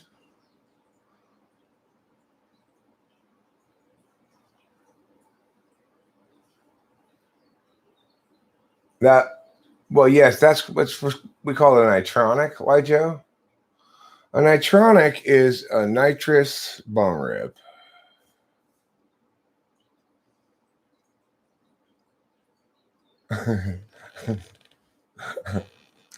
Okay, well, next time you're around here, you know what's going to happen if you're not ready. I'm going to bring out a big platter full of shaming. A big platter full. And I say, here, this is all for you. How do you like that?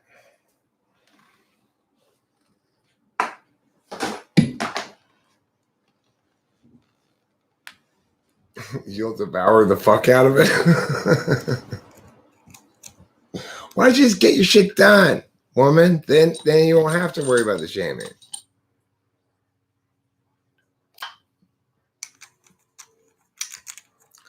Action types. Battling. Well, then if you're not going to get it done, let's just do it right now.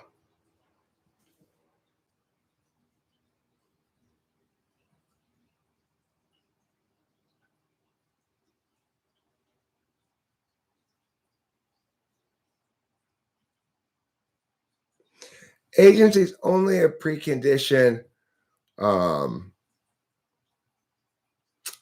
Agency is only a precondition.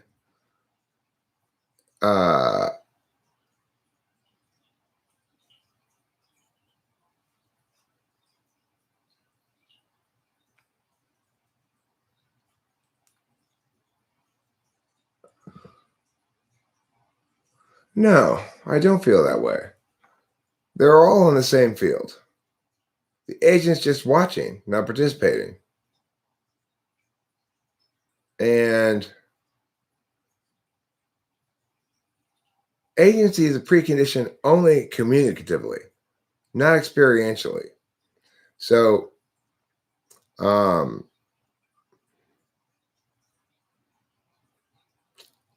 don't have to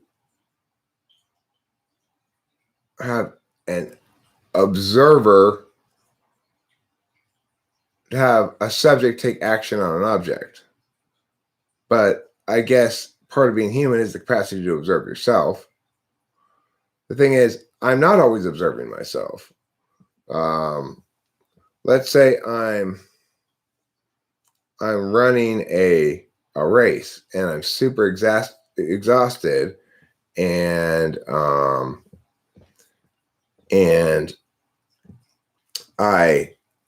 all I'm doing is I'm probably doing very little observation of my physical state and a whole hell of a lot of experiencing it, right? Being the object of my physical body's objections. Or the recipient of my physical body's realities. So, in that instance, agency is not a precondition for subjects and objects. In the sense that we ought to consider them different frames of reference, but it is a precondition for all of existence. So, I mean, in my opinion, observation, that's true, LiJo. Okay. You've been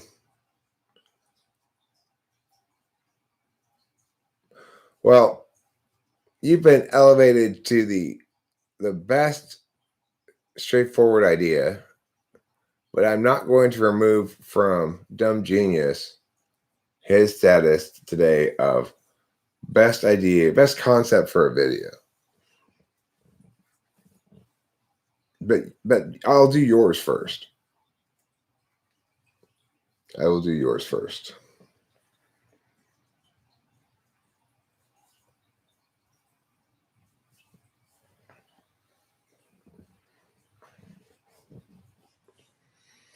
And I do use people's ideas. That's part of the other concept was to take things like the share, like say the 16 types, kind of like elements of society. Like, okay, the sheriff's department is the ESTJ.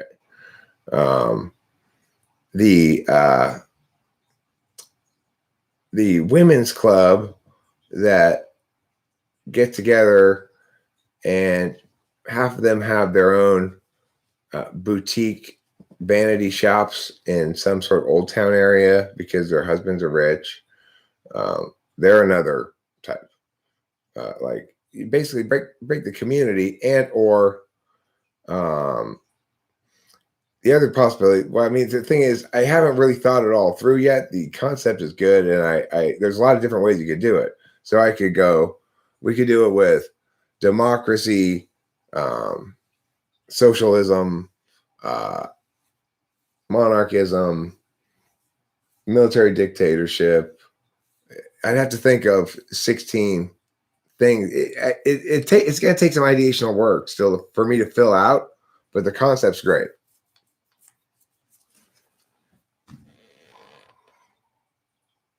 Do I know how to storyboard? I actually have a storyboard book that does like guides you through it.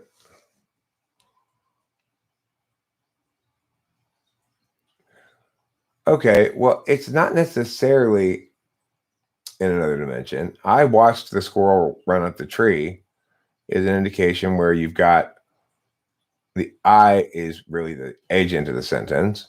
The squirrel is really the subject, and the tree is really the object.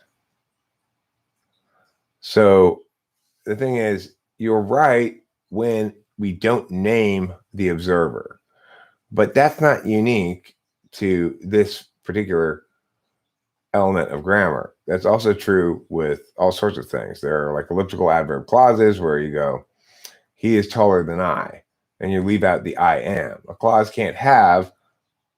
must have both a subject and a verb, but there's no verb in that last thing. Well, it's because it's implied. So the same sort of thing here with language. Most of the time, I'm not saying I watched the squirrel run up the tree. Most of the time, I'm saying Joe ate cheese. I'm leaving off the part that says I watched Joe eat cheese. But it's implied.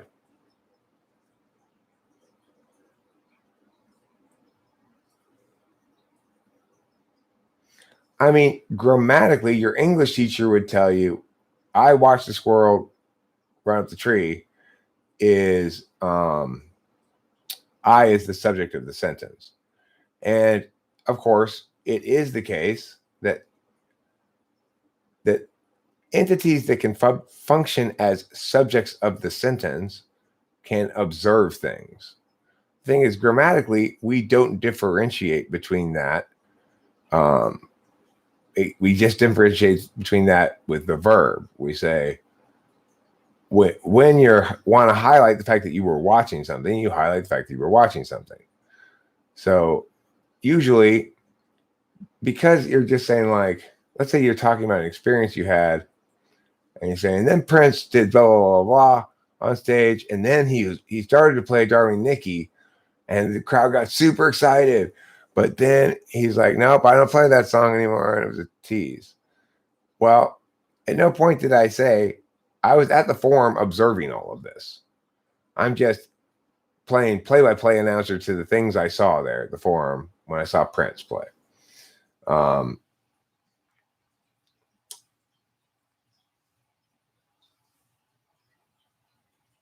Right. You in other words, to observe something is an action verb. just like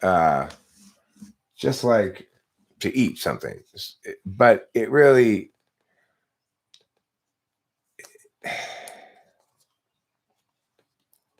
I mean, we have all the workarounds to this that we need in language to express what we need to express.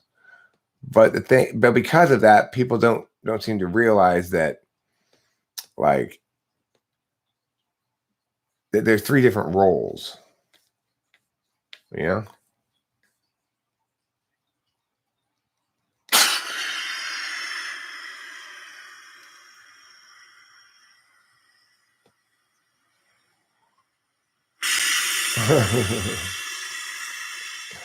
A 2-hour meeting on high volume data storage? Why should that take 2 hours to talk about? Is it because you've got multiple voices who've got conflicting opinions about it? Or is it because it's very complicated to explain? If it is very complicated to explain, why does it need to be explained to whom, by whom, for 2 hours?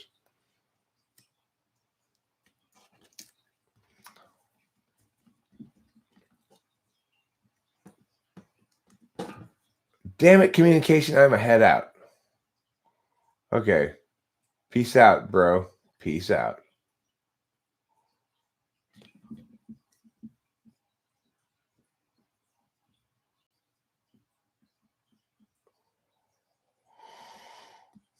Okay, LiJo, I've got a solution for you.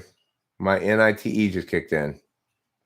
I want you to suggest use a siphon.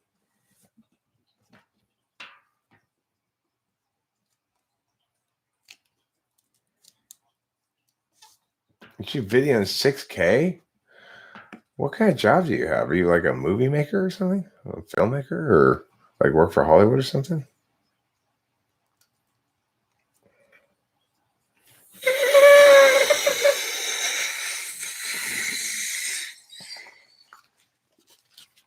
Interestingly, I asked Rachel after the fact about that. She did not come up with siphon. You came up with siphon because of the real reason why. I came up with siphon randomly. She had no idea how she was going to get the water off the top of the thing. Interestingly, huh? It's like 3 levels of TE. 3 levels of TE, yeah. I've got 3 levels of TE.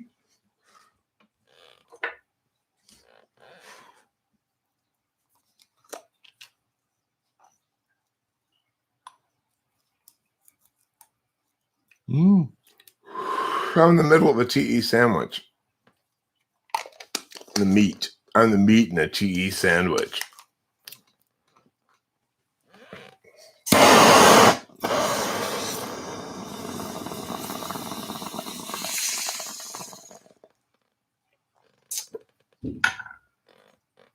One thing I like about LiJo actually is that there's zero sexual chemistry between us. Like nothing. We're very much on the intuitive same page regarding let's be businesslike in some regard. Because ENTPs have that too. You know, it's like we're here to do shit, let's get it done. Come on. And she's really easy to work with, but yeah. It's like I remember when I first started talking to Becky, who's a female ENTP, and I could sort of objectively note that she was attractive and like 27 or something. That most people would probably say she would be sexy. But it felt like incest to even think about it. There's something about certain types that that's not the kind of relationship you're supposed to have, you know? And I never felt any urge to like get on Becky. I was I always thought gross. I mean, I made this sort of ENTP thing. Like, I know how gross ENTPs are, so it's like, she's gross. I know she's gross. She's got to be.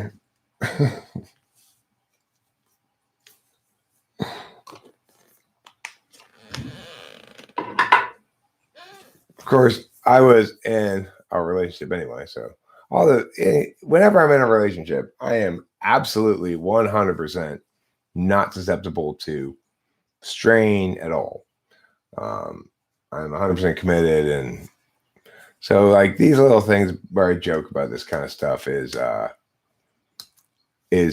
hope understood in the spirit it's intended, which is to say, lighthearted hypotheticals. Not, it's like Rachel and I are perfect.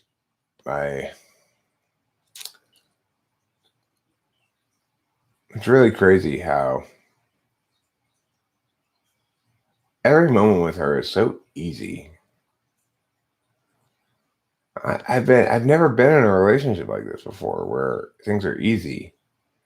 It seems like every relationship I've ever been in, it was, oh, I see. You're complaining again, or trying to fix me, or, working on the relationship, or some other bullshit, There's never anybody I was with before who would just be chill, and just like chill out and like the other person and not try to fix them or correct them and be nice. And it's like, it's not that difficult to have a good relationship, it seems to me. But it is kind of important that neither of you care about TE stuff or SE either, ideally. Like, myriad are the times that I say that this happens. Say, okay, Rachel, well, let's go to the weed store. We're almost out of weed. Or I say, all right, after this episode, we're gonna go get lunch. Whenever I say that kind of thing, I always have to break that rule. So then it's like, well, one more episode. It's just, as soon as I say, we will leave at Mia, it's like, now I don't want to leave at Mia anymore. I want to need, the TI, FEX need each other.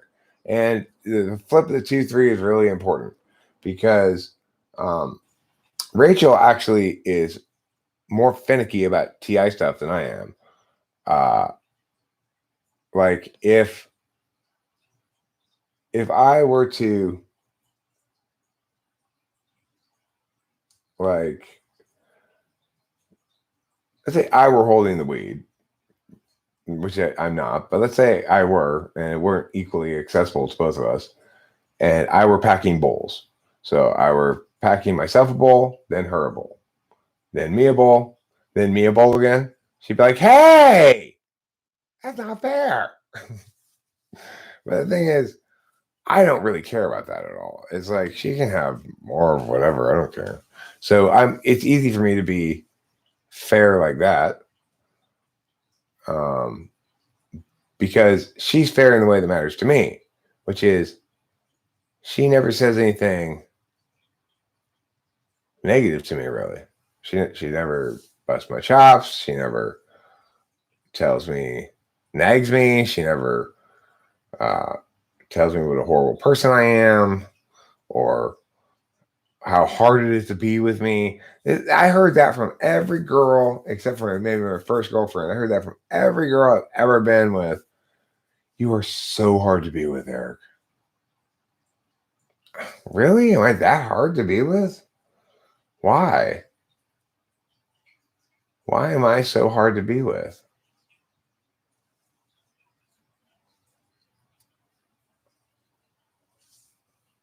Okay, Mac Daddy, I heard you're driving, but that's no excuse. You should live stream with me while driving. All that she wants is another baby. She's gone together now. All that she wants is another baby. Oh, boom, boom, boom. Ba-da-dun, dun, dun, dun, dun, dun. Bum, bum, bum, bum, ba-dum. Ba-da-dun, dun, dun, dun. Bum, bum, ba-dum. Ba-da-dun, dun, dun, dun, dun, dun. Ba-da-dun, dun, dun, dun, dun. Ba-da-dun, dun, dun, dun, dun, dun, dun, dun, dun. You're going to get the dump. All that she wants is another baby. She's going to get all that she wants is another baby. Oh, it's great. I love it. I love that song, and I also love their other hit song. Yeah, we are very calm with each other. And listen, Mac Daddy, no, it's time to man up and do both at the same time without crashing. I mean, if you lack the resolve, you'll never fulfill your potential as an SE Dom.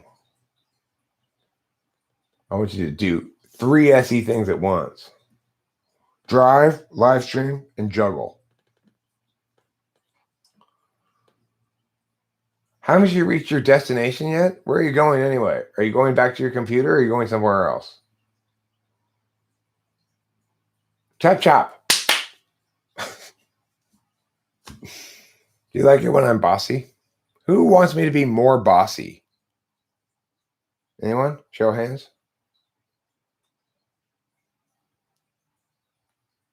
That's a pretty good one.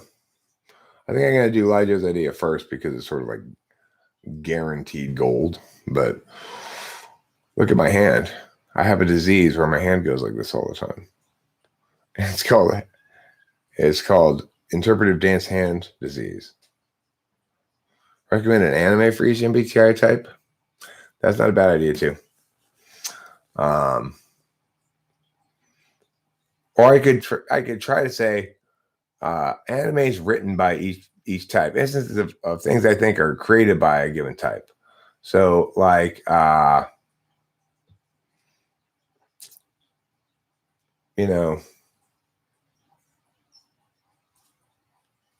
INTJ gets Death Note. INTJ gets Death Note. INTP gets Attack on Titan.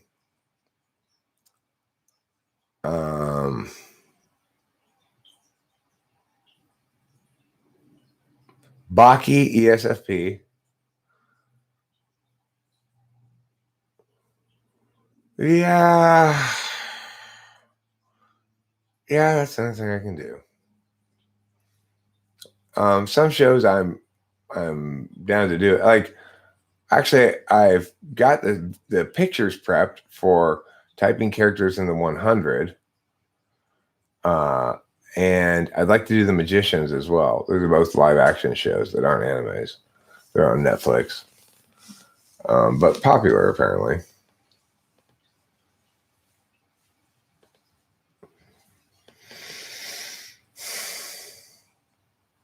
Of course, the thing that happens around here as we chat about various things I could do is that there are now a pile of weeks and weeks and weeks worth of work of possible ideas that are out in the discussion area here. Yeah. That guy is an INFP for sure. I forget what his name is. The blonde chick, Jane, she's INTJ. The Margot, ENFJ. The main kind of leader of the group, drunk guy, gay guy. What's his name? He's some sort of NFJ, probably INFJ. Could possibly be ENTP, I guess, but probably INFJ. Todd. What's Todd? ISFJ? Todd's an ISFJ. Oh, right. Yeah. He's an ISFP, I would say. And his girlfriend is an ESFP. A girl whose mom was a stripper.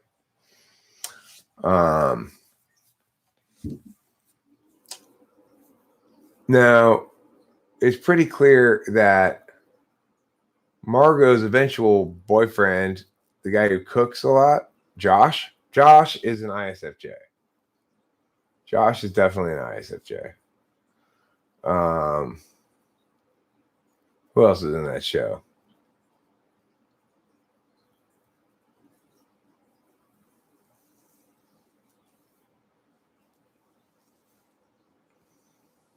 Oh, Dean Fogg. Dean Fogg. Dean Fogg is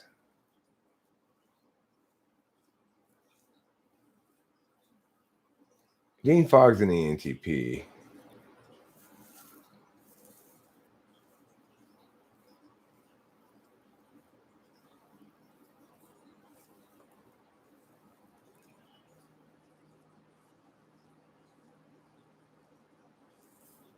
Right. The brown dude chose for that other girl. That girl who's goddess or not, she's ISTP. ISTP for that girl. Dean Hogg sounds like a porn name. Yes, Dean Fogg, actually.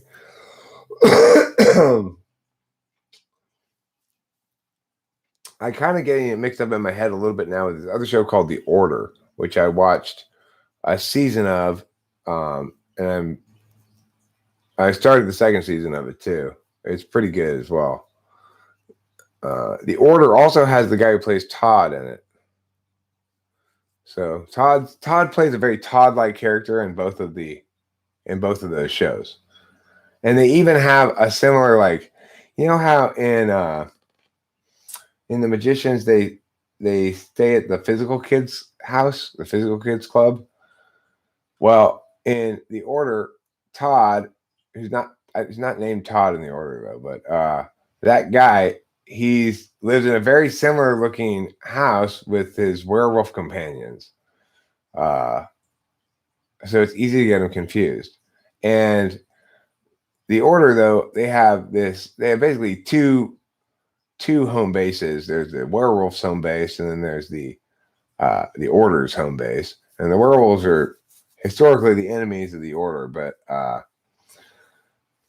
they have to work together to stop the Order's bad leader guy from completing his plan, which they do, and then the Order betrays them and takes away their memories and makes them think they're regular students. But it didn't betray them so much as to kill them. So now the memories are coming back in the second season. Pretty good show. Pretty good. The main character in that is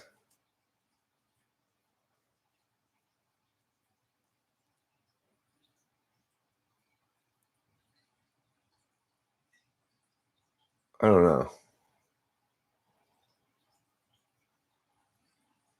I get the main character in that confused with the main character in Daybreak. The main character in Daybreak is the white male protagonist, despite what they say at the end of the show. Okay.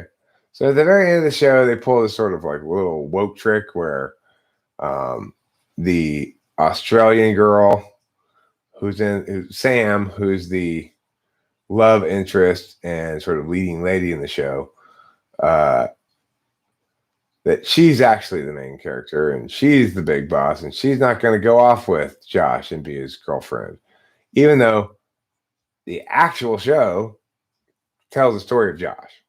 So he is the main character in the show, regardless of how they want to play haha at the end is irrelevant. Type Doctor Who female companions. What? Thanks, Mac Daddy. You the bomb. That means you go off on a lawn and blow up grass and turn it in the air. That's okay. I don't care. Hooray!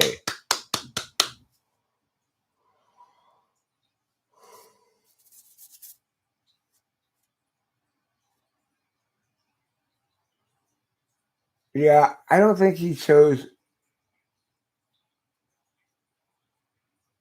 Oh, yeah, he did.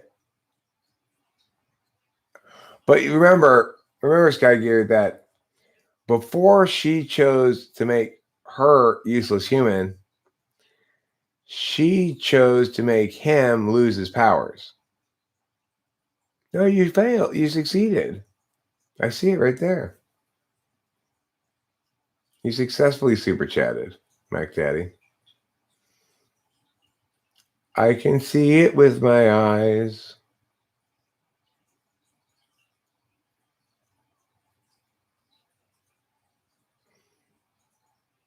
Well, I had interesting. Oh, a super but no chat. I see. I had this kind of weird experience at the Cheesecake Factory yesterday where my dad scolded me last time that we used this transportation service because I only tipped the driver $5. It was $145 cash. I gave him $150. He said, keep the change, Well, it turns out my dad tips him $20. So,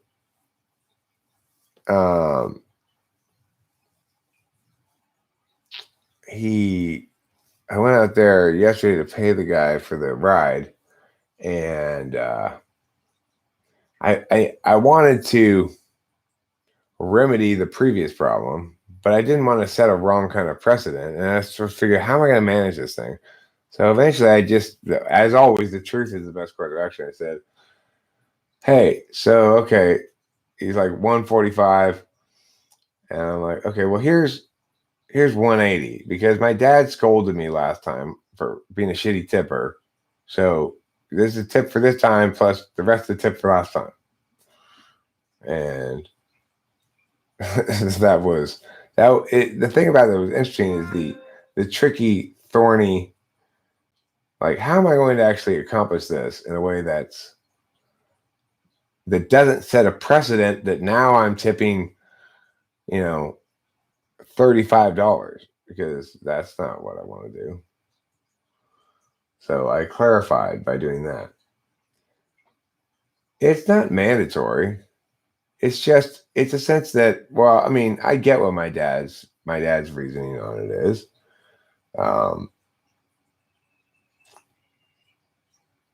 That, this guy, we always get the same guy, Damien, and he's super cool, and he's in charge of my mom while she's in the van. I don't ride in the van with him or anything. So, and the thing is, the service seems to be underpriced to both my dad and me. It costs $145 to have my mom picked up from the nursing home in a van with a wheelchair thing, driven to the Cheesecake Factory. Then I don't know what the van does, but then as soon as we're done, we call and then we get picked up right up front, and then the van takes her back to the nursing home. We don't even have to go back to the van. It's a service that I think both my dad and I expected would cost more than it does. And we both probably did a little bit of math in our head. Well, I did after he scolded me about how much money the driver probably makes out of that 150 when the overhead, the gas, and all that kind of stuff. And so, my dad's right. My dad is absolutely right. He should be tipped $20 a thing. It's like if I go to a barbershop that charges me $15, I'll give them 20. If they charges me They charge me $17, I'll give them 20. If they charge $20, I'll probably give them 22. If they charge $22, I'll probably give them 25. So some of these things are kind of arbitrary, but who sets the price for the service? The company. Regardless, we feel as though we're getting more value from it than it costs. And that's really what it boils down to. And we feel like we appreciate this driver. We like him. And it's true of both my dad and I. It's not just my dad's immediate, well, this is our guy thing. I like him. He's cool. He's an ISTJ, I'm pretty sure, which makes me feel comfortable that whatever happens, he's reliable. Is falsifiability a useful tool when determining validity of cognitive tests and their alignment with functions and in which slots they are, or could that be thought of as cherry picking?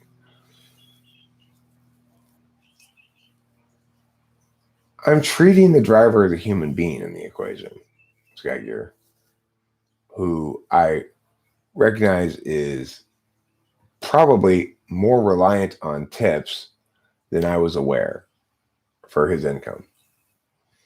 And I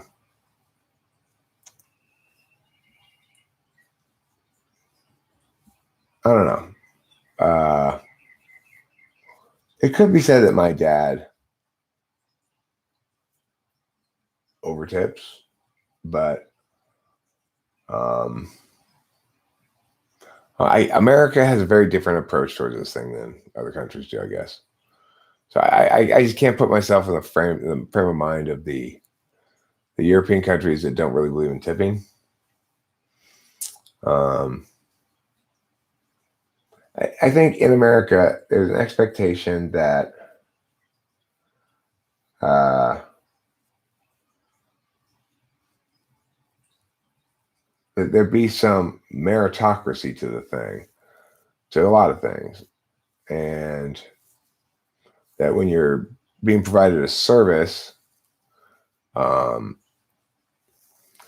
there's just certain things traditionally you tip on. Like when we used to go to the Christmas tree lot, where you cut down, the Christmas tree, then we tipped the guy who cut down the Christmas tree. The thing is, the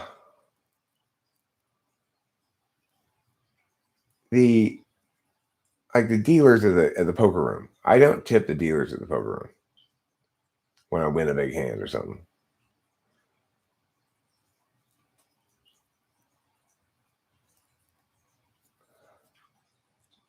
The reason I don't tip the dealer when I win a big hand is because, in my opinion, they're just doing their job. They didn't do me any service at all.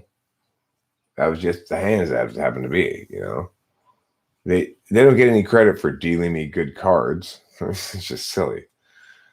A lot of people tip the dealers. I don't tip dealers. And at first I did out of sort of an FE sense of obligation, but not that long ago, I determined, what, this is dumb. I'm not tipping the dealer. That's it. I don't. Nobody ever says anything or gives me any weird looks or anything. Dealers don't really expect it. They're happy when it happens. You get these guys who win a big ass pot and toss the dealer 10 or $15, and she's like, thanks, But that ain't me. I don't get the idea of tipping the poker dealer. It just cuts into your stack, and I totally.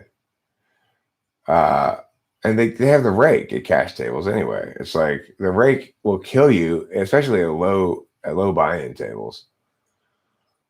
So, low buy-in tables, you end up winning a pot that's empty because it's all raked out if nobody bets,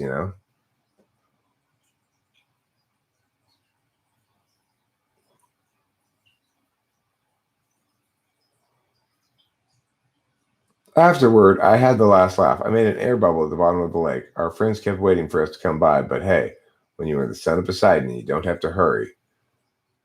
And it was pretty much the best underwater kiss of all time. Okay, such a terrible writer. Rick Riordan. How did those books become popular? That astonishes me. You know, if you read Rick Riordan next to Harry Potter, you know, read it one page one page the other, you go like, oh my God, this stuff is absolutely garbage. The Rick Riordan stuff.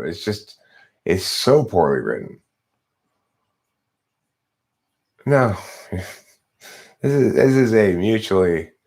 is a circle jerk, okay? We're all gratifying each other.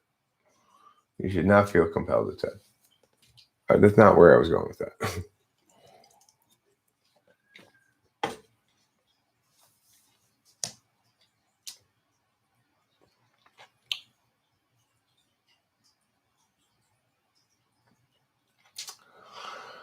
Ayn Rand, this is wrong what you say here.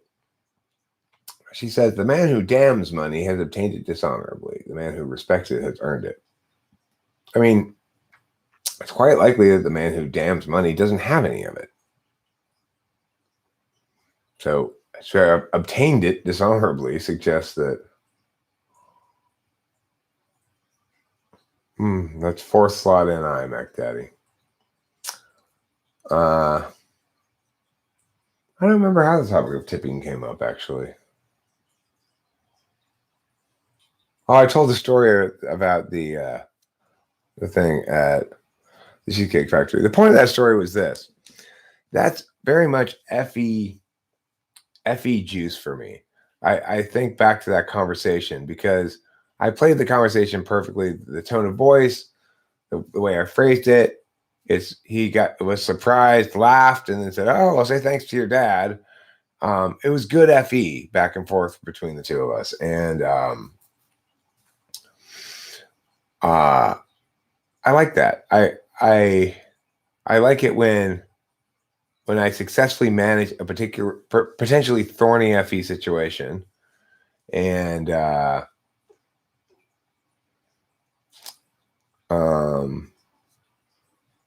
having a nice little moment with that guy, you know, it was cool. So, and also coming back in and having a moment with my dad when I said, well,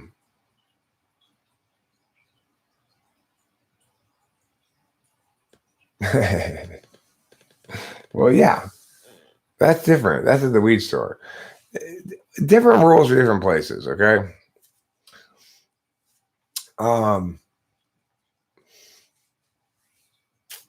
what was I saying?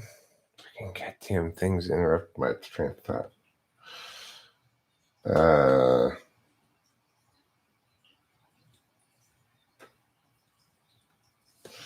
Yeah,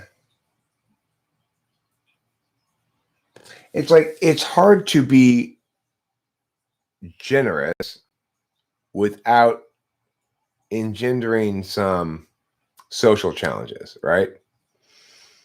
The way I did it there, I was one of him, and my dad was the one who was telling me how to manage this stuff. And it allowed me to give him a big tip without it being weird or anything, instead of being a funny moment between us, right? And to me, that's the epitome of FE skill. Because if you assign somebody the task of doing this, saying to them, last time you only tipped the guy $5. You've now learned that you should tip him $20. So you'd like to tip him the other $15 from last time. But how are you going to convey that to him without it being awkward and weird and uncomfortable? Well, I pulled it off, and I felt very proud of myself, and I was happy with his happiness. And it was a genuine laugh and pleasure at the tip because he didn't have to play like, why, thank you, sir, or something like that to me because it wasn't for me, right? In some sense. So, like, I don't usually have that level of FE deftness. So I felt pretty proud of myself for that for that yesterday. And I also found it a very interesting FE challenge question, like how do you manage this? One other thing I saw yesterday that I wanted to mention, and we'll do this test. I have a test I wanted to give everybody. I'm going to test you right now. I'm going to tell you, I'm going to say the words that are on a sign, and I want you to try to determine what kind of business has this sign, okay? I'll read the words from the sign, and you tell me what kind of business. Our soft cloth wash does the job. Then our crew adds the finishing touch. Okay. What kind of business was it that had that sign? Our soft cloth wash does the job.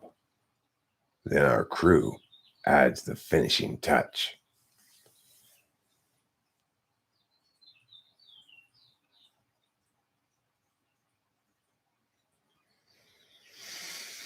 So I think this might be a good NI test. Skyker says a dry cleaners. Incorrect.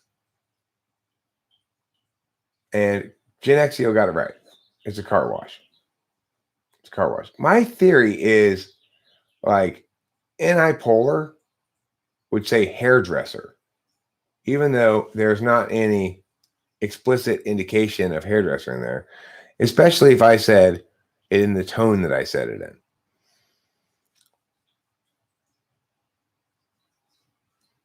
Our soft cloth wash does the job. Then our crew adds the finishing touch.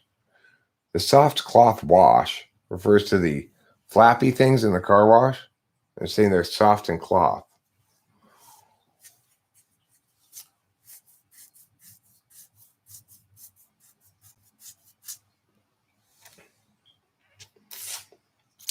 It probably would be not particularly meaningful results from non-Americans, but I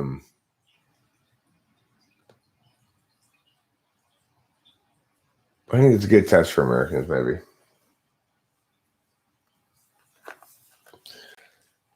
It's like when you're describing the prospector, right? If somebody's never heard the question before, and I say, there's an old guy with a floppy hat and a burro, and he's going up into the hills, and he's got a pickaxe and some old pans. What is he? Most people will be able to say prospector, or maybe gold miner, or some equivalent word like that. Yeah, I intentionally said it in that tone to see how much people are listening to the words,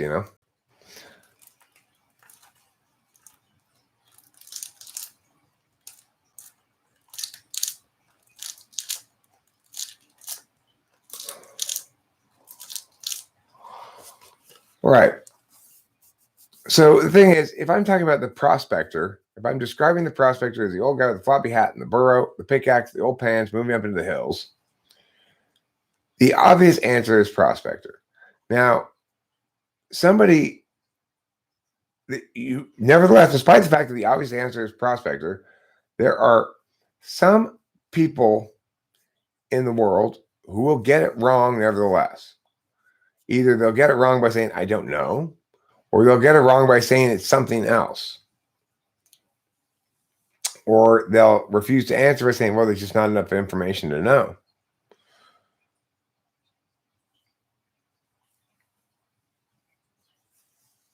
So why is that? And I mean, obviously, you could easily enough say, well, maybe they've never seen a picture of a prospector before. And that's why. It's all particularist.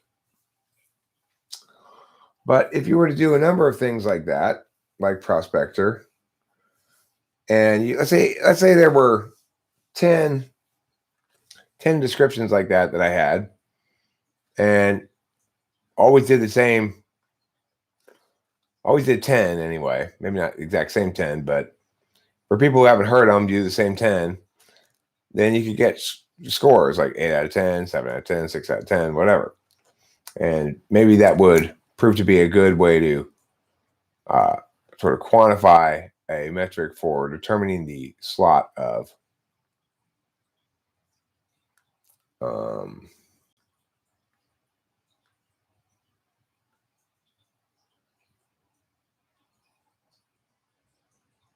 NI that way.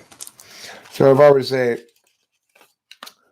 there's a guy who's sitting in a large chair and he's got a big purple robe on and somebody's juggling in front of him, what is he?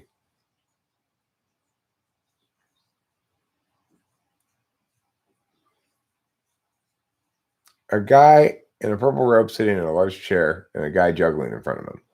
What is he? The guy, not the juggler. The juggler is a juggler. Sure, king, right? Now, if I said crown, it's kind of a giveaway, right? Like if I were to mention the word crown, then I don't think anybody would get that wrong. So you gotta find things that are obvious to most people, but not 100% obvious, you know? Emperor, I'd accept that.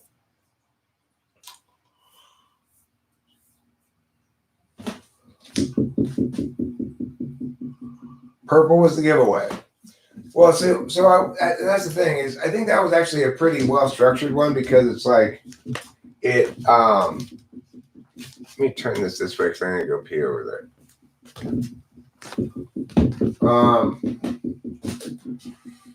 It should be obvious to most people. The thing is, if you give 10 people ones that are as obvious as the king one I just gave, I mean, if you give 10 of those, I think most people won't get all 10 right. So, like, there's a lady, she's got white hair, and she's reading out loud, and there are some children in front of her. What is she?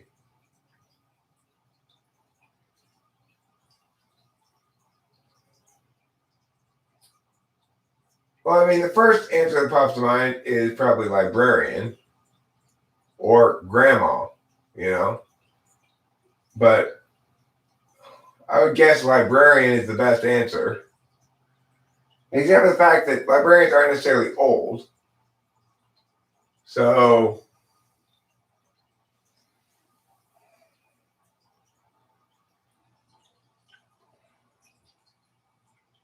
like I said, there's a woman who loves quiet, reading aloud to children. What is she?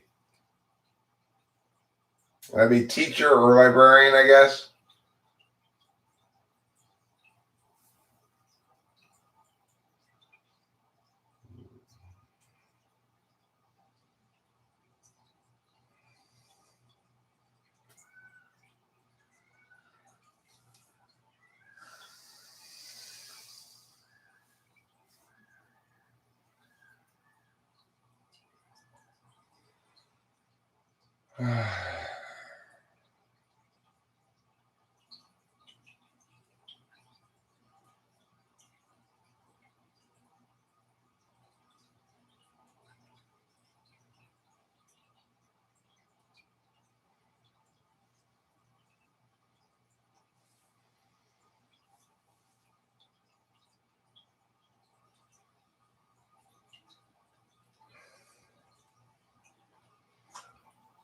Orange has got to go.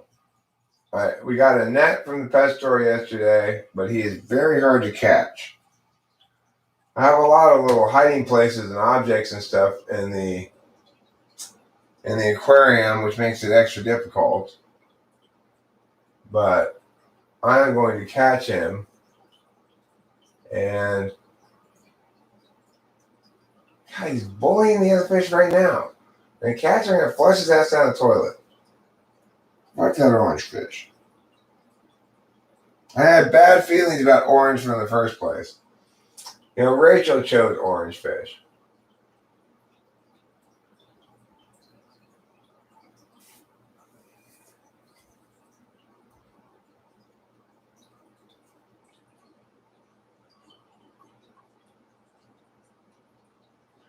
I wonder why goldfish aren't called orange fish. They aren't really golden in color. They're more orange. God, I really am getting mad at that orange fish. He just constantly chases people around. I have to bite him or something. It's like, be nice, for God's sakes. What's wrong with you? You're so antisocial.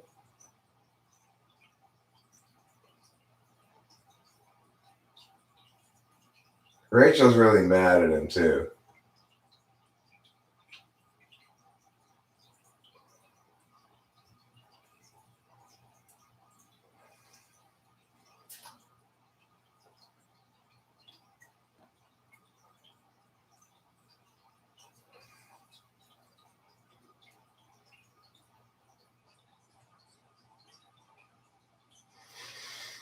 So I was thinking orange fish had to go for a while because it's a bully, but I didn't want to even say anything because it's the one that Rachel picked out. Like, we kind of both decided to get the Jack Dempseys, both decided to get the keyholes, and then we went to the peacock tank, and I got one and she got one. And this is hers, and so I didn't want to tell her, your fish is a problem.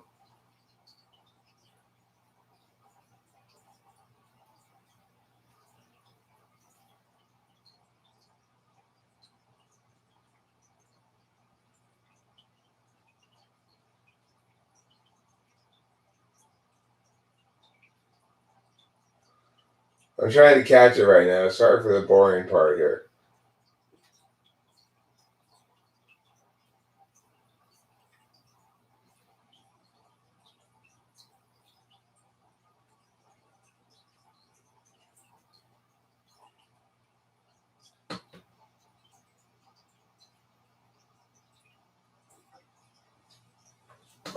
Fuck, I almost had him. I've been trying to catch this fucking fish for 18 hours now to no avail.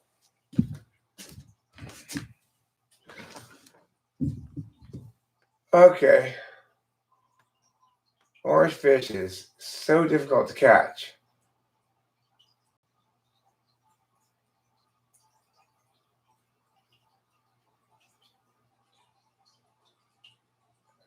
Well, Rachel and I have concluded that maybe LiJo is hiding so much because orange fish keeps attacking everybody. So I gotta get orange fish. I gotta go. I gotta deal with this orange fish. It's pissing me off. It's so mean to the other fish.